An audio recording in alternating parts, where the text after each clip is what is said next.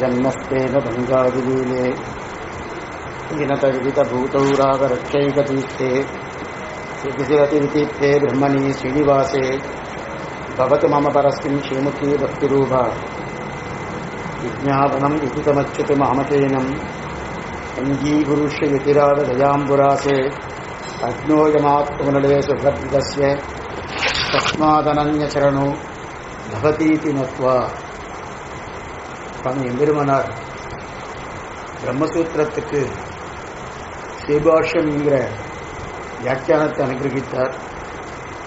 அதை நாம் அனுபவித்துக் கொண்டிருக்கிறோம். அதிலே 2வது அத்தியாயத்திலே 2வது பாதத்திலே கிட்டத்தட்ட ஒரு நிறைய மதங்களை கண்டிக்கிறார். 8 அத்தியாயங்கள் இருக்கு, 8 அதிகரணங்கள் இருக்கு. 8 அதிகரணத்துக்குள்ளே நிறைய மதங்களை கண்டிக்கிறார்.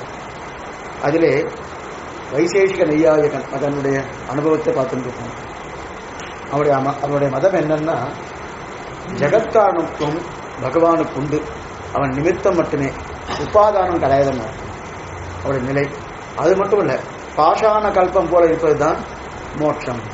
அதாவது சுகதுக்கங்கள் நசிஞ்சு போயிட்டு வச்சுக்கேன், உனக்கு ஞானமே அற்று போய் பாஷான கல்பம் போல இருந்துட்டு வச்சுக்கேன். ஞானம் இருந்தால் மோட்சணும். ஞானான் மோட்சகான்னு சாஸ்திரம் சொல்லியிருக்கு. இல்லை சங்கருடைய வாதத்துக்கும் ராமானுஜ வாதத்துக்கும் வித்தியாசம் இருக்குது, அது விட்டு. ஆனால் ஞானான் மோட்சகம் சொல்லிக்குவேன்னா ஞானம் அற்று போனால் மோட்சம், ஞானம் நசிஞ்சு போயிடுச்சுன்னா மோட்சம். ஞானம் நசிஞ்சு போயிடுச்சா என்னாகும்? சுகமும் இருக்காது, துக்கமும் இருக்காது. நாம் அப்படிதான் இருக்கோம். நாம் எது நல்லது நினைச்சிருக்கோம் தெரியுமா? எதுவுமே இல்லாமல் அப்படியே போயிடணும் சுவாமி, அப்படியே இருக்கணும் அப்படின்னா பாருங்க. சில பேர் ராத்திரியானா 10 மணிக்கு மேலே ஏதோ சாப்பிட்றா இல்லையா? அது என்ன காரணம்? ஞானம் நசியணும், சுகமும் துக்கமும் இருக்கக்கூடாது. புரியுதா? சுகமும் துக்கமும்னா அவனுக்கு அது சுகமா இருக்கு, சுகமும் துக்கமும் இல்லாம இருக்கிற தன்மை அது சுகமா இருக்குன்றீங்களா? அப்படியே படுத்துடுறான் இல்லையா? படுத்துட்டு அப்படியே இருக்கான், பாஷான கல்பம் போனதான் இருக்கான். அந்த மாதிரி தான் நம்ம இருந்திருக்கோம். நாம என்னமோ வைசேஷிக ஐயாயிரம் சொல்லிட்டு இருக்கோம். நம்மளுடைய நிலையே அப்படிதான் இருந்துட்டு இருக்கு. எதுக்கு சொல்லுவேன்னா, அதுதான் மோட்சம் தெரிவிக்கிறார். அதுல பாஷான கல்பம் போல் இருக்கிறதுக்கு அடுத்து ஜெகத்காரணத்தை தெரிவிக்கிறது எது தெரிவிக்கிறார்னா, பரமாணுக்கள் ஜெகத்காரணம். ஏன் பரமாணுக்கள் ஜெகத்கன்னா, 1 அணு 2 அணு 3 அணு ஒவ்வொன்றாக சேர்ந்தது பெரிய ஜெகத் உருவாகிறது அப்படின்னு நம்ம சொல்லிக்கிறோம். அந்த மாதிரி உருவாச்சே அவன் இன்னொரு காரணம் தெரிவிக்கிறான். என்னன்னா, ஜெகத் என்பது ஒரு அச்சித்து. அச்சித்து என்னது? அறிவற்ற தன்மையோடு இருக்கக்கூடியது.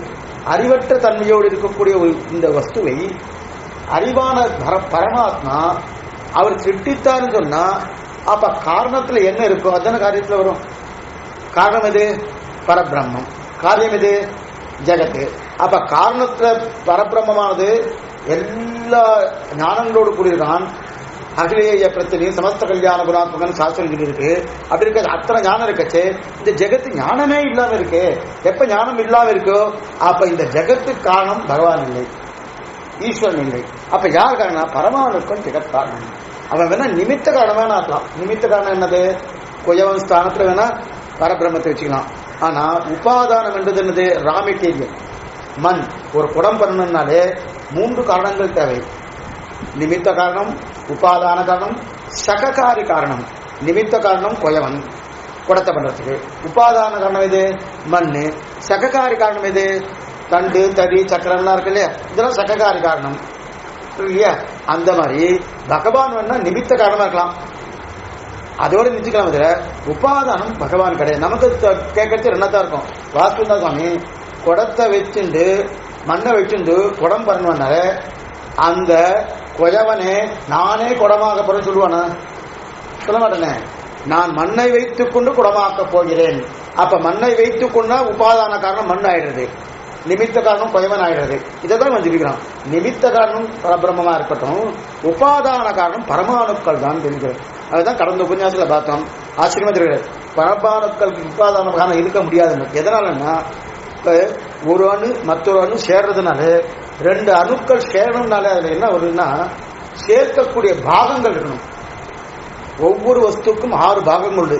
ஒரு வஸ்து இன்னொரு சேரணும்னா குறைந்தபட்சம் 6 பாகங்களா இருக்கணும். அந்த 6 பாகமே சேராது. அது 2 பாகமோ 3 பாகமோ சேர்ந்தா தான் பெருசாகும். பூர்த்தியா எல்லா பாகமும் சேர்ந்துட்டுன்னு வச்சுக்கலேன், அப்ப என்ன ஆகுனா அதே நிலையில தான் இருக்கும். இப்ப நூல் இருக்கு இல்லையா, நூலில் இருக்கக்கூடிய பாகங்களுக்கு 6 பாகங்கள் இருக்கு, கீழே மேல இடது பக்கம் வலது பக்கம் எல்லாம் பாகம் இருக்கு இல்லையா. இந்த மாதிரி பாகம் இருக்காச்சு, வலது பக்கம் இடது பக்கம் தான் சரிமா தவிர அடிப்பாகமும் மேல் பாகமும் அவ்வளவு சேர்த்து வாய்ப்பு கிடையாது. இதுல எனக்கு ஒரு சந்தேகம், நான் ஒரு பூர்வபக்ஷியா ஒரு ஆர்கியூ பண்றேன். அதெல்லாம் பண்ணலாம். இந்த மாதிரி ஒரு பரமாணுக்கள் சேர்றது ஒரு ஆர்குமெண்ட் பாகங்கள் இருந்து சேரணும், இருந்தா தான் சேர முடியும் அப்படிங்கிற ஒரு வாதத்தை வச்சுட்டாக்க நம்ம ஒரு பிசிக்கலா பாக்குறோம் அதை. பட் ஆனா இப்ப இந்த கெமிக்கல் ரியாக்ஷன்ஸ் எல்லாம் சொல்லும் பொழுது பிசிக்கலா சேராது, தன்மை மற்றும் மாறும் அப்படின்னு கெமிக்கல் ரியாக்ஷனை பத்தி சொல்றா இல்லையா. அந்த கெமிக்கல் ரியாக்ஷன் அப்படிங்கிற ஒரு வாதம் இதுல எப்படி அடிபட்டு போகலாம்? அது பாகம் கிடையாது, தன்மை தான் மாறும். தன்மை மாறினாலும் அது உருவாக்கப்படலையே. ஒரு நீங்க சொல்றது நான் புரிஞ்சுட்டேன். என்ன விஷயம்னா கரெக்ட், அணுக்கள் ஒண்ணுக்கு ஒண்ணு சேர்றது. இப்ப ஒண்ணு வேண்டாம், அணுக்கள் மூலமா தான் நம்ம ஆட்டோ மூலமா தான் இதே பண்ணிட்டு இருக்கோம், ராக்கெட்டே போயிட்டு இருக்கு. அதே ஆட்டோ மூலம் தான் எலக்ட்ரிசிட்டி கண்டுபிடிக்கிறேன் இல்லையா. இப்ப அது ஒண்ணு சேர்றதா இல்லையா, ஒண்ணுக்குள்ள அழுத்துறது இல்லையா. அழுத்தினதுக்கு அப்புறம் அதுவால இன்னொன்னு உருவாருத, ஏதோ சக்தி உருவாருது, ஏதோ ஒன்று உருவாருது அப்படின்ற. அது எப்படி ஆகுறது? அது அழிஞ்சுடுறது. என்ன புரியுறதா? அந்த பாகம் அழியறது. அழியாம ஒண்ணு இல்லை, அந்த அணுக்கள் அழியறது. அணுக்கள் நம்ம பேர் வச்சுருக்கோம், என்ன வேணா பேர் வச்சுக்கலாம். அது அழிஞ்சுட்டு தான் மேல இன்னொன்னு வருது. அதாவது தான் ஒரு அழியறதுன்னா என்ன அர்த்தம்னா தான் உருமாறுறது, தான் மாறி இன்னொரு பாகமா இருக்கு. அப்படி வச்சுக்கலாம், உருமாறுறது. தான் மாறி இன்னொரு பாகமா ஆறுது அப்படின்னா, அப்ப தான் மாறணும்னாலே இவர் என்ன சொல்றாரு? மாறணும் சொல்ல, ஒண்ணுத்துக்கு ஒண்ணு சேர்ந்து பெருசாருதுன்றாரு. இவர் சொல்றதுடைய வாதம் என்னன்னா மாறுறதுன்னு சொல்லல, அணுக்கள் மாறதுக்கு வாய்ப்பு வராது. ஏன் அணுக்கள் மாறதுக்கு வாய்ப்பு வரணும்னா என்ன அர்த்தம்னா, அப்ப அணுக்கள் ஒண்ணுத்துக்கு ஒண்ணு சேரணும்னா சேர்ந்து ஜகத்தா உருவாகாது, வேற வஸ்துவா வரும், வேற வஸ்துவா வரும். பட் இங்க நையாயிக வைசேஷிக்கு என்ன சொல்லிட்டு இருக்கா, அணுக்கள் ஒண்ணுக்கு சேர்ந்து ஜகத்தா உருவாருது. அதுதான் பரமாணுக்கள் தான் ஜெகத் காரண வஸ்து அப்படிங்கிறார். இப்ப ஜெகத்தா உருவாகணும்னாலே ரெண்டு வஸ்து சேர்ந்து பெருசாகணும்னாலே அந்த வஸ்துக்குள்ள பாகங்கள் இருக்கணும். ரெண்டு வஸ்து சேர்ந்து பெருசாகணும்னாலே அந்த வஸ்துக்கு பாகங்கள் இருக்கணும், இல்லைன்னா அது பெருசா ஆகாது. பாகங்கள் இல்லைன்னா அது வஸ்துவே சேராது. இப்ப உள்ளுக்குள்ள ஆத்மா இருக்கு இல்லையா, ஆத்மா அணுஸ்வரூபம் சொல்றேன் இல்லையா, ஒரு அந்த அணுஸ்வரூபமான ஆத்மா இன்னொரு ஆத்மாவோட சேருமான. இப்ப கைவல்யார்த்தின்னு கேள்விப்பட்டிருக்கணும். இந்த கைவல்யார்த்தி லோகத்துக்கு போனோம்னா அது எங்க இருக்குன்னு தெரியாது, சாஸ்திரமே சொல்ல. சிவகுலத்துல கிட்டக்க போயிட்டு இப்படி திரும்பி போயிடுறான், அது கைவல்ய லோகத்துக்கு மோட்சத்துக்கு போயிடான்னு சொல்லிட்டு இருக்கு. ஆனா அந்த கைவல்யார்த்தி தன்னுடைய ஆத்மா அனுபவிக்கிறான் இல்லையா, அப்ப அந்த ஆத்மா அந்த இருக்கணுமா வேண்டாமா? அப்ப நிறைய ஆத்மாக்கள் ஒரே கைவல்யார்த்தி தான் இருப்பானே, எத்தனையா இருப்பான் இல்லையா. அப்ப ஒவ்வொரு கைவல்யார்த்தும் ஒருத்தர் கை கோத்து போறானா, கொத்துக்க மாட்டான், கோத்துக்க முடியாது. ஏன்னா ஆத்மா அனுஸ்வரூபம், கோத்துக்கொள்ள முடியாது. அப்ப என்னன்னா அப்படியே தொங்கிட்டு இருக்குமா, ஒவ்வொரு ஆத்மாவும் தொங்கிட்டே இருக்குமா. நமக்கு இப்ப பார்த்தா தெரியாது, அந்த நிலையில போனப்பா நேரம் நம்ம ஆத்மா நம்ம பார்க்க முடியலையே, ஆத்மா அணுஸ்வரூபமானே பார்க்க முடியல. பார்க்க முடியாதபடியாலே அந்த நிலையில் இருக்கு இல்லையா. அப்படி இருக்கச்சே இந்த அணு ஒண்ணுத்துக்கு ஒண்ணு சேருது. அவன் சொல்றது என்னன்னா அணுக்களுக்கு பாகம் இருந்தாதான் சேர முடியும். இது சேர்றது, சேர்ந்த உடனே ஒரு அணு, 2 அணு, 3 அணு, இது ஒவ்வொன்றும் சேர்ந்துருது. சேர்ந்து சேர்ந்து சேர்ந்து ஒண்ணு வேணாம், புஷ்பம் இருக்கு, ஒரு புஷ்பம் இருக்கு, 2 புஷ்பம் இருக்கு, 3 புஷ்பம் இருக்கு. ஒரே புஷ்பம் வந்தா புஷ்பம்னு சொல்றோம். அது 5 புஷ்பம் 10 புஷ்பம் சேர்ந்துருக்குன்னு தொடுக்கிறோம்னா, தொடுத்ததுக்கு அப்புறம் புஷ்பம் சொல்றோம்னா புஷ்ப மாலைன்றோம். அதுக்கு பேரே மாறிடுது. இப்ப முதல்ல புஷ்ப மாலைன்னு சொல்லியே சுவாமி, இப்ப புஷ்ப மாலைன்னு சொல்றேன்னா என்ன ஆயிடுச்சு? முதல்ல இருந்தது காரண வஸ்துவா இருந்தது, இப்ப காரிய வஸ்துவா ஆயிடுச்சு. அப்ப காரண வஸ்துவா இருந்து காரிய வஸ்துவா, காரண வஸ்துவா வந்து காரிய வஸ்துவா வரணும்னா ஒண்ணுத்துக்கு ஒண்ணு சேரணும். சேரணும்னாலே புஷ்பம் தொடக்கச்சு, புஷ்பத்துடைய பாகங்கள் எல்லா பாகமும் இன்னொரு புஷ்பத்தோட சேர்றதா? நிச்சயமா கிடையாது.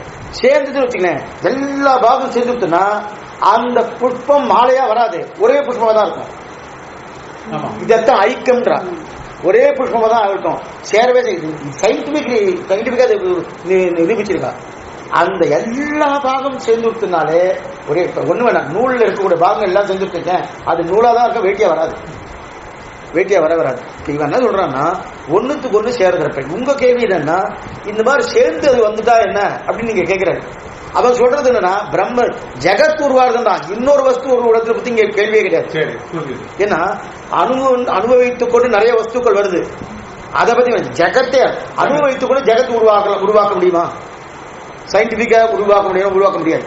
ஜெகத்தை வேணா அழிக்கலாம், அழிக்கிறதுக்கு வேணா உபயோகப்படுமே தவிர அனுபவித்துக் கொண்டு ஜெகத்தை உருவாக்க முடியுமானா உருவாக்க முடியாது. அப்ப அணு ஒண்ணுக்கு ஒண்ணு சேராதுன்னா சேராது, அங்க அழுத்தறது அங்க சேரவே இல்லை. என்ன வச்சுக்கோ, அணுக்கள் அழுத்தத்தால வெடிக்கிறதே தவிர அணுவோட அழுத்தத்தால வெடிக்கிறதுல ஒண்ணுக்கு ஒண்ணு சேரல, சேராம அங்க அழுத்துறது. ஆனா இங்க அப்படி இல்லை, இங்க அணுக்கள் சேரதுன்றான். அதனாலதான் சுவாமி சொன்னாரு, அணுக்கள் எப்படி சேரும்? பரமாணுக்களுக்கு பாகங்கள் இருந்தாதான் சேரும். அந்த பரமாணுக்களுக்கு பாகங்கள் இருக்குன்னு ஒத்துண்டாலே அது பரமாணுக்களா இருக்காது, வேற வஸ்துவா இருக்கும். இப்ப வேற வஸ்துகள் சேர்ந்து ஜெகத் உருவாகுதுன்னு சொல்லி ஒத்துக்கிறேன். அப்ப வேற ஆட்சேபம் வரும், அது வரைக்கும் இவனது பரமாணுக்கள் சேர்ந்து ஜெகத் உருவாகுதுன்னா பரமாணுக்கள் சேரணும்னால பாகங்கள் இருக்கணும். எப்ப பாகங்கள் இல்லையோ சேரத்துக்கு வாய்ப்பு கிடையாது. இப்ப சேரத்துக்கு எப்ப வாய்ப்பு இல்லையோ, நீ என்ன சொன்ன, ஒரு அணு 2 அணு 3 அணு ஒவ்வொன்றும் சேரது இல்லையா, சேர்ந்து வருதுன்னு நீ சொல்லியே, அது கூடாது, அசமஞ்சசம். உன் மதத்தில் இது ஒவ்வாது அப்படின்னு சொல்லிக்கிறது. ஆனா அணுக்களால சேர முடியாதுன்றது உண்மை. ஏன்னா அணு நம் கண்ணால பார்க்க முடியாத வஸ்துக்களை சேர்க்க முடியாது இல்லையே சுவாமி. இப்ப அணுக்களே பிரிக்க முடியும்னு இன்னைக்கு சயின்ஸ் சொல்லிட்டு, முதல்ல பிரிக்க முடியாது சொல்லியிருந்தா இன்னைக்கு பிரிக்கலாம் சொல்ற வாஸ்துதான். இப்ப பிரிக்க முடியாத அணுக்களை இப்ப நீங்க சொல்லிட்டு இப்ப பிரிக்கலாம்னா எப்ப பிரிக்கலாமோ அதுக்கு பாகங்கள் உண்டா இல்லையா? வருமா இல்லையா? எப்ப பிரிக்கலாமோ அது பாகங்கள் உண்டானா உண்டுனா, அப்ப பாகங்கள் சேர்க்க முடியாதுன்னா நம் கண் கொண்டு பாகம் சேர்க்க முடியுமா? நம் கண் அதுல உபகரணங்கள் வைத்து யந்திரத்தை வச்சுட்டு பாக்குறோம், அது வேற விஷயம். யந்திரத்தை வச்சுட்டு பாக்குறோம், ஒண்ணு வேண்டாம். பெரிய ஞானி இருக்கார், அவருக்கு ஆத்மா கண்ணில் படுமா படாத? தானமும் படம். என்னன்னா யோகியா இருக்கார், ஆத்மா கண்ணில் படுறது. ஆனா நமக்கு படுறதா? படலையே. இதைத்தான் சொல்லிட்டு இருக்கான், அணுக்கள் சேர்த்து ஆகுதுன்றது நீ சொல்ற மாதிரி ஆகாது. ஏன் திவ்யம் ததாவிதே சச்சுன்னு அந்த விஸ்வரூப பாக்கிறதுக்கு அர்ஜுனன் தன்னுடைய கண்ணால பார்க்கல, இன்னொரு ஞான கண்ணை கொடுத்துதான் அவனுக்கு காட்டி கொடுத்தான தவிர தன்னுடைய கண்ணால பார்க்கவே இல்லையே, பார்க்க முடியலையே. இது இந்த கண்ணானது ஒரு நிலைக்கு உட்பட்டது, அதுக்கு மேல இது பார்க்கறதுக்கு இது. அதே போல அனுஸ்வரூபமானது நம் கண் கொண்டு பார்க்க முடியாது. நம் எப்ப நம் கொண்டு பார்க்க முடியல, கண் கொண்டு பார்க்க முடியாதுன்னா சில பேருக்கு கண் நோய் இருக்கு, அவளாலே பார்க்க முடியல. அது போல அவளால் எதுவும் பார்க்க முடியாது. நல்ல கண்ணா இருக்கச்சே, இன்னும் குறையில்லாம இருக்கச்சே அந்த கண் கொண்டும் இந்த அணுவை பார்க்க முடியாது. எப்ப அணுவை பார்க்க முடியாது, அவயவங்கள் கிடையாது. எப்ப அதுக்கு அவயவங்கள் கிடையாதோ சேர்க்க முடியாது. எப்ப அது சேர்க்க முடியாதோ அப்ப இந்த பரமாணுக்களால் கூட்டு சேர்ந்து ஜெகத் உருவாயிட்டு இருந்து சேராது. அதுக்கு ஆனா அதே நேரத்துல நீங்க சொல்ற வாதம் ஜெகத்துக்கு ஒத்துக்கோங்க. ஜெகத் உருவாது, பரமாணுக்களால் ஜெகத் உருவாது. இது முதல் வாதம், ஜெகத்துக்குள்ள கொள்ளலாம். இது முதல் வாதம். இரண்டாம் வாதம் அசிமா தெரிவித்தார், இந்த பரமாணுக்கள் சேர்க்கணும்னாலே அப்ப யாரோ ஒருத்தர் சேர்க்கணும் பண்ணும், யாரோ ஒருத்தர் சேர்க்கணும் பண்ணும். இப்ப அந்த வார்த்தை அடுத்த வார்த்தையா இருப்பேன். இப்ப இவர் என்ன சொல்றார், ஜெகத்துக்கு அதாவது ஜெகத்து பரமாணுக்கு ஜெகத்கான சொன்னவ இப்ப திரையணு திரிசனு இந்த துவயணு ஒண்ணுக்கு ஒண்ணு சேர்ந்து பரமாணு ஜெகத் உருவாக்கணும் கிடையாது. அப்ப முதல்ல ஜெகத் உருவாகிறதுக்கு முதல் அணு ஒண்ணு இருக்கணும் இல்லையா? அந்த முதல் அணு தானே இன்னும் 2வது அணுவோட சேரணும். 2வது முதல் அணு இன்னும் இருந்துதான் ஆகணும். இதுவே ஒவ்வாது, எங்க வராது பாப்பீங்க. முதல் அணுன்னு ஒண்ணு இருக்கணும், அதுக்கப்புறம் 2வது அணுன்னு ஒண்ணு இருக்கணும், அப்புறம் 3வது அணுன்னு இருக்கணும். அப்ப இதுக்கு முன்னாடி ஒரு அணுன்னு இருக்கணும் இல்லையா? 3வது அணு, 2வது அணு, முதல் அணு, இன்னும் முன்னாடி ஒரு அணு இருக்கணும் இல்லையா? அப்ப இந்த ஒவ்வொரு அணு முதல் அணுவானது 2வது அணுவோட சேரணும்னு அப்படின்னு யார் சொன்னா அதுவே சேர்ந்து தாங்க.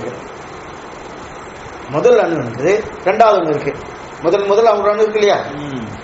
அந்த முதல் பேருக்கு என்ன சொல்றார், அணுக்கள் சேர்ந்து ஜெகத்து உருவாதுனார். இது எப்படி முதல் அணு, 2வது அணு, 3வது அணு, இந்த மாதிரி ஒண்ணு சேர்ந்து ஜெகத்து உருவாயிடுச்சு வாஸ்தவம். இப்ப முதல் அணுவானது 2வது அணு சேரணும், 2வது அணு 3வது அணு சேரணும் இல்லையா? அப்ப ஜெகத்து உருவாக்கணும்னு யார் சொன்னா?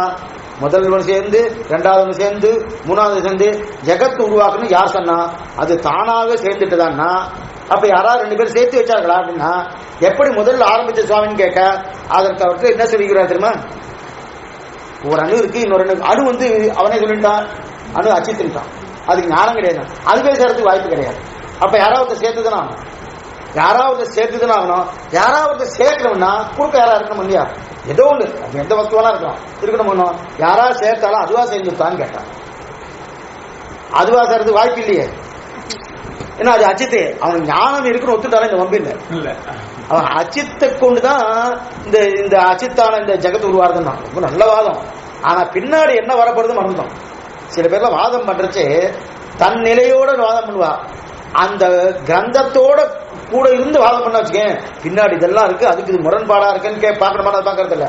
இது அச்சித்து, இதுவும் அச்சித்து, அச்சித்து கதையும் சரியாக இருக்கு அப்படின்னு சொல்லிட்டு வாஸ்தவம் தான். இப்ப அதே போல பரமாணுக்கள் ஒரு பரமாணுக்கள், ரெண்டாவது பரமாணுக்கள், மூன்றாம் பரமாணுக்கள் ஒண்ணு பண்ணு சேரது இல்லையா? சேரணும்னு யார் சொன்னா, யார் சேர்த்து வச்சா, அதுவே செஞ்சுட்டா இல்ல அதுக்கு என்னன்னா அதுக்கு ஆச்சரியமா ஒண்ணு சொன்னா இல்ல இல்ல அது கிட்டக்க ஒரு கிரியாசக்தின்னு ஒண்ணு இருக்கு. இதுதான் கிரியாசக்தின்னு ஒண்ணு இருக்கு. அதை வச்சுட்டு அதை ஆரம்பிச்சிட்டாங்க. சரி, வஸ்துக்குள்ளே கிரியை சக்தின்றது இருக்கணும் ஒண்ணு, அது நாமளும் ஒத்துக்கிறோம். வஸ்துக்குள்ள கிரியை சக்தி இருந்தா எதுவும் வர முடியாது. புரியத்துக்காக சொல்றேன். இப்ப நம்மகிட்ட சக்தி இருக்கணும், பேசுறதுக்கு உண்டான சக்தி இருந்தா பேச முடியும், நடக்கிறதுக்கு உண்டான சக்தி இருந்தா நடக்க முடியும், கையை தூக்கத்துக்குண்டான சக்தி இருந்தா தூக்க முடியும். அப்ப எதுக்குமே கிரியாசக்தி அவசியம் இருக்கணும். அப்ப கிரியாசக்தி அவசியம் இருக்கணும்னா அதே போல அந்த வஸ்துக்குள்ளே கிரியாசக்தி இருக்கு. அப்ப இந்த கிரியாசக்தி இருக்கு இல்லையா, அந்த கிரியாசக்தியால் அது வந்துட்டு அதனால சேர்ந்ததுன்னா, அதாவது வைசேஷிகன் சொல்றான். என்ன சொல்றான்? கிரியாசக்தி இருக்கிறபடியால் சேர்ந்தான். உடனே பிரம்மசூத்திர சுவாமி விசாரிக்கிறார். வாஸ்தவம் சரி, கிரியாசக்தி அந்த நேரத்துல ஜெகத்தை உருவாக்க வேணும்னு யார் சொன்னான்னு கேட்டார். நல்லா புரிஞ்சு ரொம்ப இதுக்கு முன்னாடி கேட்ட விஷயம் வேறு, இப்ப கேட்கிற விஷயம் வேறு. ஏன்னா அதே விஷயத்துக்குள்ளதான் சூப்பமான விஷயம். இதுக்கு முன்னாடி என்ன சொன்னோம்? பரமாணுக்கள் ஜெகத் காரணம் சொன்னா இல்ல பரமாணுக்களுக்கு அவன் சொல்றதுக்கு என்ன காரணம்? பரமாணுக்கள் அச்சித்து, ஜெகத்தும் அச்சித்து, அதனால பரமாணுக்கு ஒண்ணு கொண்டு சேர்ந்து ஜெகத்தா உருவாயிட்டோம்னா சரி வாஸ்தவம். அப்ப பரமாணுக்களுக்கு ஒண்ணு கொண்டு சேரணும்னு யார் கேட்டுட்டான்னு, சேரணும்னா யாராவது சேர்க்கிற மாதிரி அதுவே சேர்ந்து விட்டான்னா அவன் அதுவா சேர்ந்து விட்டான்னு சொல்ல முடியாது. ஏன்னா அது அச்சித்தன் அவனுக்கே தெரியாது, அவனே விட்டுட்டு இருக்க அச்சித்தனு. அது அதுவா சேர முடியாது. கிரியாசக்தி இருக்குன்னா சரி, கிரியாசக்தி இருக்குன்னு சொல்லி அந்த கிரியாசக்தியை இந்த நேரத்துல ஜெகத்தை உருவாக்க வேண்டும் யார் சொன்னான்னா, யார் சொன்னா அப்படின்னா, ஏன்னா இதுக்குதுன்னா இதற்கு வேற வழியில பரமாணுக்களுக்கு ஞானம் இருக்கு நம்ம ஒத்துக்கல. நம்ம ஒத்துக்கல ஞானம் இல்லைன்னு, ஞானம் இல்லைன்னு தான் சொல்லிட்டு இருக்கோம். ஆனா அவங்க என்ன பண்ணிட்டா ஞானம் இருந்துட்டா இந்த நேரத்துல இந்த காலத்துல ஜெகத்து உருவாகட்டும்னு பரமாணுக்களே சொல்லியிருக்கலாம். அவ்வளவுதான். அதுதான் ஞானம் இல்லையே, அச்சித்தாச்சு. எப்ப அச்சித்தா ஆயிட்டோ அது ஒண்ணும் பண்றதுக்கு வாய்ப்பே இல்லையே. அப்ப பண்றதுக்கு வாய்ப்பே இல்லைன்னா யாராவது ஒருத்தர் நியமிக்கணும் இல்லையா? இந்த வஸ்து இருக்கு, இந்த வஸ்து நல்லா கேட்டுட்டு தான் இருக்கு, கேட்டு கட்சி திருப்பி போட்டா திருப்பி கேட்கப்படுது. ஆனா இது அணைக்கணும், காலேஜ் முடிஞ்சிருக்கு இல்ல காலேஜ் முடிஞ்சு சுவாமி இதை அணைக்கணும், இதுவே அணைச்சிக்குமா? அடியேன்னு பார்த்து அணைச்சுதான் உண்டு, இதுவா அணைக்காது. இதுவா இந்த இடத்துல இது ஒரு வச்சிருக்கோம், கொஞ்சம் நகர்த்தி வைக்கலாம்னா வேண்டாம் சுவாமி எனக்கு இத்தனை நாள் இங்க இருந்து எனக்கு சிரமமா இருக்கு, நானே நகர்ந்துக்கிறேன் அப்படி இதுவே நகருமா? நகரப்படுறதில்லை. ஏன் நகராது? அது அச்சித்தான முடியாது, அறிவற்றதான முடியாது, நகராது. அப்ப எந்த காரியம் பண்ணணும்னாலே ஒரு சித்தை வைத்துக் கொண்டுதான் அச்சித்த நகர்த்ததோ இது பண்றதோ எதுவாக பண்ணியாகணும். இது நல்லாவே புரியாது. அப்ப பரமாணுக்கிறதுக்கு கிரியாசக்தி வேணும்னாலே அப்ப என்ன ஆகும்னா அப்ப ஒரு ஞானம் இருக்கக்கூடிய யாராவது ஒருத்தர் அதுக்கு தூண்டி ஆகணும். இதுதான் கேட்கிறார். அப்ப அதை தூண்டினது யார்? அதுவே வந்துட்டா இல்ல இதுவே போயிடுத்தா அப்படின்னு ஏன் சொல்றான்னா அந்த நிமிஷத்துக்கு முடிவு எடுப்பதுக்கு வழியே கிடையாது. ஞானம் இருக்கிறோம் தான் முடிவு எடுக்க முடியுமே தவிர ஞானம் இல்லையே. இதுக்கு இத்தனை இங்க இருக்க சொன்னேன், இந்த பக்கம் வந்துடுறேன் அப்படி இது வந்துருமா? வராது. ஞானம் இல்லாதபடியாலே ஞானம் இருக்கிறவன் தான் முடிவு எடுக்க முடியாது, ஞானம் இல்லாத முடிவு எடுக்க முடியாது. புஷ்பத்தாலும் முடிவெடுக்க முடியாது, சந்திரத்தாலும் முடிவெடுக்க முடியாது. அதே போல பரமாணுக்களுக்கும் ஞானம் கிடையாது, அதனால முடிவெடுக்க முடியாது. அச்சித் என்று தான் அவன் சொன்னான். அப்ப ஞானமே இல்லாதபடியாலே இரண்டு பரமாணுக்கள் கூட வேண்டும் என்று யார் முடிவெடுத்தா? அதுவா கூடுமா? கூடாது. யார் முடிவெடுத்தா அப்படின்னு கேட்டார். அதுக்கு அவன் சொன்ன ஆச்சரியமான பதில், சொன்ன பதில் தான் பண்ண. அதுக்கு சொன்ன பதில் என்ன தெரியுமா? அதிருஷ்டம்னு ரொம்ப அழகா சொன்னான். முதல்ல கிரியாசக்தின்னா அதிருஷ்டம்னா அதுதான் அதிருஷ்டம்னா ஈஸ்வரன் சொல்றதுக்கு அவனுக்கு இன்னும் ஒத்து வரல, மனசு ஒத்துக்கல ஒண்ணு அவனுக்கு. ஈஸ்வரன் அதிருஷ்டம் இப்ப நம்ம பார்த்துட்டு இருக்கணும். அதிருஷ்டம்னு சொல்லிட்டு இருக்கான். திருஷ்டம் அதிருஷ்டம். திருஷ்டம்னா கண் முன்னாடி தெரியாது, அதிருஷ்டம்னா நம்ம கண் முன்னாடி தெரியாது, ஆனா இருக்கு, அதான். அப்ப இந்த அதிருஷ்டம்னு சொன்னான். நாம இது 10 வருஷத்துக்கு முன்னாடி ஒரு சீட்டு வாங்குவோம், ஒரு ரூபாய்க்கோ 2 ரூபாய் வாங்குவோம், 1 கோடி ரூபாய், 2 லட்சம் ரூபாய், இன்னொன்னு வருது இல்லையா? அதைத்தான் சொல்லிட்டு இருக்காங்க. நாம இன்னைக்கு நம்ம புதுசா கண்டுபிடிச்ச மாதிரி இருக்கும், அவன் அன்னைக்கே சொல்லிட்டான். அதிருஷ்டம்னு சொல்றான். அதிருஷ்டம், அதிருஷ்டம்னா என்னது? அஷ்டலட்சுமி அப்படின்னு நிறைய இருக்கு இல்லையா? அதெல்லாம் உண்டு. அதிருஷ்ட லட்சுமி 9வது லட்சுமி. அஷ்டலட்சுமி 8 லட்சுமி போயிட்டு புதுசா கல்பிக்கிறாரு. அதிருஷ்ட லட்சுமி கிடையாது. சில இதெல்லாம் பேர் வச்சிருக்கு, அதிருஷ்ட லட்சுமி வணங்கம். அந்த மாதிரிலாம் கிடையாது, எங்கேயுமே கிடையாது. அஷ்டலட்சுமி மேல இன்னொன்று கிடையாது. அதிருஷ்ட லட்சுமி போட்டு இன்னும் பண்றா இல்லையா? அதை கல்பனையோடு கொடுக்குறாரு. 1 ரூபாய் கொடுத்தா 10 ரூபாய் கொடுக்கும், 10 லட்சம் ரூபாய் கொடுக்கும், 100 கோடி ரூபாய் கொடுக்கும், இன்னொன்னு கொடுக்குறோம் இல்லையா? அதை கடவாசலே போய் நிற்கிறா. அது மட்டும் இல்ல, வெளிமானது வேற வாங்கலாம், திருட்டுத்தனமா வேற வாங்கிட்டு இருக்கா. இத்தனையும் பண்றா இல்லையா? அதிருஷ்டம்னு சொன்னாங்க. இன்னைக்கு புதுசா கண்டுபிடிக்கல, ஏற்கனவே வைசேஷிக நையாயிக மன்னதான் நம்ம வேண்டும். அவன் பண்றது எல்லாமே யாருமே எதுவுமே புதுசா கிடையாது. வைசேஷிக ஏற்கனவே பண்ணிட்டான். அதிருஷ்டம்னு சொன்னான். அதிருஷ்டம் தான் முடிவு பண்ணிட்டுன்னு சொல்லிட்டான். முதல்ல சொன்னதே கிரியாசக்தி. கிரியாசக்தின்றது உண்டு, எல்லாருக்கும் உண்டு, அதுல ஒன்றும் சந்தேகம் கிடையாது. ஆனா அந்த கிரியாசக்தி அஜித்துக்கு தானே உருவாகாது, இன்னொருத்தர் பண்ணாதான் உண்டு. புரியத்துக்கு ஒரு விஷயம் சொல்றேன். இந்த இடத்துல காந்தம் இருக்கு, மேக்னெட் இருக்கு, இந்த பக்கத்துல இரும்பு இருக்கு. இரும்பு காந்தம் 2 ஒட்டிக்கப்படுத்தான். ஆனா அதுக்கு எந்த அளவுக்கு கிட்டக்க போனாதான் அது ஒட்டுமே தவிர அதுவே நேரம் ஒட்டுக்காது. இப்ப அது ஒட்டணும்னாலே என்ன ஆகணும்? யாரா ஒருத்தர் தள்ளிதான் ஆகணும். இந்த இரும்பு அதுக்கிட்ட போகுமா? போகாது. போகுமே சுவாமின்னு கேட்டா கிட்டக்க போனா போயிடும். கிட்டக்க அந்த ரெண்டுமே ஒன்றுக்கொன்று சேரக்கூடிய அளவுக்கு அந்த நெருக்கம் வந்துட்டு வச்சேன், அப்ப தானா வந்துடும். அந்த மாதிரி இல்லை இது. ஏன்னா அந்த மாதிரி இருக்கலாமே சுவாமி, அந்த மாதிரி அச்சித்து, இது 2 அச்சித்து தானே. காந்தமும் அச்சித்து தான், இரும்பும் அச்சித்து தான். அப்ப 2 சேரதா இல்லையா? யார் பண்ணிருக்கா? யாரும் பண்ணலையா? அந்த மாதிரி வச்சுக்கலாம், அந்த மாதிரி வச்சுக்க முடியாது. ஏன்னா ஒண்ணு இந்த நேரத்தை சேரட்டோன்னு யாரா சங்கல்பிச்சா சேர முடியும். அதே போல இதுக்கு பக்கத்துல இது வெயிட்டாத்தான் இது இருக்குமே தவிர பக்கத்துல வேகம் தூரம் வச்சுட்டா போய் சேருமா? சேரவே சேராது. அதுதான் இங்க தெரிவிக்கிறார். அப்ப அதிருஷ்டம்னு சொன்னோம். அதிருஷ்டம்னு சொன்ன உடனே சரி சுவாமி, சரி. அப்ப சுவாமி சொன்ன ரொம்ப அழகா கேட்டார். சரி, அந்த அதிருஷ்டம் ஜீவாத்மாட்ட இருக்குமா அல்லது பரமாணுட்ட இருக்குமான்னு கேட்டார். அதாவது எதிரியாலைய என்னென்ன சொல்ல முடியுமோ அதை சொல்லிட்டே இருக்கும். தான் பிடிச்ச மயிலுக்கு 3 காலம் சொல்லிட்டு மேற்கொண்டு அந்த விஷயத்தையே திருப்பி தப்பா பண்ணிட்டு வர பாருங்க. அதான் பண்ணிட்டு அடிப்படையை விட்டுட்டு இதெல்லாம் பண்ணா இந்த கஷ்டம் வந்து அடிப்படை ஞானம், அந்த அடிப்படை ஞானம் விடாம அதன் மூலமா பார்த்துட்டு வச்சுக்கேன், இந்த கஷ்டமே வராது. அதை விட்டுட்டு நான் ஒண்ணு முடிவு பண்ணிட்டேன், அந்த முடிவு தான் இதில் புகுத்துறேன் அப்படின்னு வந்துட்டு இந்த கஷ்டம் வந்து. அப்ப என்னன்னா பரமாணுக்களுக்கு கிரியாசக்தின்னு சொன்னா கிரியாசக்தி எங்க இருக்குன்னு கேட்டார். கிரியாசக்தி யார் கொடுப்பானா? கிரியாசக்தி என்ன? அதிருஷ்டம் என்ன? அதிருஷ்டம் யார்கிட்ட இருக்கும்? ஜீவாத்மா இருக்குமா? இவன் என்ன சொல்லிருக்கான்? ஜீவாத்மா பரமாணுக்கள் தானே வச்சிருக்கான். ஜீவாத்மா இருக்குமா பரமாணுக்கு இருக்குமான்னு கேட்டார். அதாவது அணுவிடத்தில் இருக்குமா அதிருஷ்டம், அல்லது ஆத்மாவிடத்தில் இருக்குமா? அணு பரமாணுக்கள் தான், அணுவிடத்தில் இருக்குமா அல்லது ஆத்மாவிடத்தில் இருக்குமா அதிருஷ்டம். அதிருஷ்டம்னா முதல்ல என்ன சொல்றோம்? அதிருஷ்டம்னா என்னன்னா எதோ எதிர்ச்சியா ஒரு லாபம் கிடைக்காது, அதுக்குதான் அதிருஷ்டம் பேர். ஆனா அதிருஷ்டம் என்பது நாம் எதிர்பார்த்து வர்றது கிடையாது, நம்முடைய முயற்சியால் வர்றது கிடையாது. நல்லா ரெண்டு விஷயம் இருக்கும். நம்முடைய முயற்சியால் வருவது கிடையாது, நாம் எதிர்பார்த்து வர்றது கிடையாது, எதிர்ச்சியா வருது. ஆனா அந்த அதிருஷ்டம் எப்ப வரும் தெரியாது, எப்ப போகும் தெரியாது. ஆனா எப்பவுமே இருக்கு, எப்பவுமே இருந்தா தான் அது நம்ம கிட்ட வரும். இன்னைக்கு புதுசா உருவாயிட்டு கிடையாது, புதுசா உருவாயிட்டு அதிர்ஷ்டம் கிடையவே கிடையாது. அதிர்ஷ்டம்னா ரொம்ப அசிங்கமா இருக்காரு. இப்ப அந்த விஷயத்துக்கு போனா அதுவும் ஒரு புண்ணியாசனம். அதிருஷ்டம்னா என்ன, மனசன்னா என்ன? எம்பெருமானா சீபாஷத்தை சொன்ன மாதிரி எதுவுமே கிடையாது. மனசன்னா என்ன, மனசோட உண்மையான நிலை என்ன காமிக்கிறது சொல்றேன். அப்ப அதிருஷ்டம் வந்து எப்போது உருவாகுன்றது தெரியாது. திடீர்னு யோகம் அடிச்சா அதிர்ஷ்டம் என்ன சொல்லுங்க, அதிர்ஷ்டம் வந்துட்டு அவர் ரொம்ப அதிர்ஷ்டக்காரர் அப்படிங்கிற. அதிருஷ்டக்காரனா அது என்ன தேவதை? அது ஏதாவது ஒரு காரியம் பண்ணிருக்கேன், இவருடைய புண்ணிய பலனால கிடைச்சது சொல்லலாம், பாவத்தால் இது கிடைச்சது சொல்லலாம், பகவான் கொடுத்ததா கிடைச்சது சொல்லலாம், இன்னார் கொடுத்ததா கிடைச்சது, அதிர்ஷ்டம் கிடைச்சது. இப்ப அதிர்ஷ்டத்துக்கு என்ன நீங்க ஒரு சப்போர்ட் பண்ணீங்க? புரியுதா? அதிர்ஷ்டம்னு ஒரு தேவதைன்னு சொல்றல, அதிர்ஷ்டம்னு ஒரு வஸ்து சொல்றல, அதிருஷ்டன்னு ஒரு கடவுளை சொல்றேல, இல்ல அதிருஷ்டன்னு உன்னுடைய புண்ணிய பாவத்தை சொல்றேன்னா எதுவுமே கிடையாது, எதுவுமே கிடையாது. அதிருஷ்டன்னு ஒண்ணு வச்சுட்டு இருக்கா, அதாவது நம்முடைய பார்வைக்கு அப்பாற்பட்டதுன்னு அர்த்தம், உன்னுடைய புத்திக்கு அப்பாற்பட்டதுன்னு அர்த்தம். புரியா?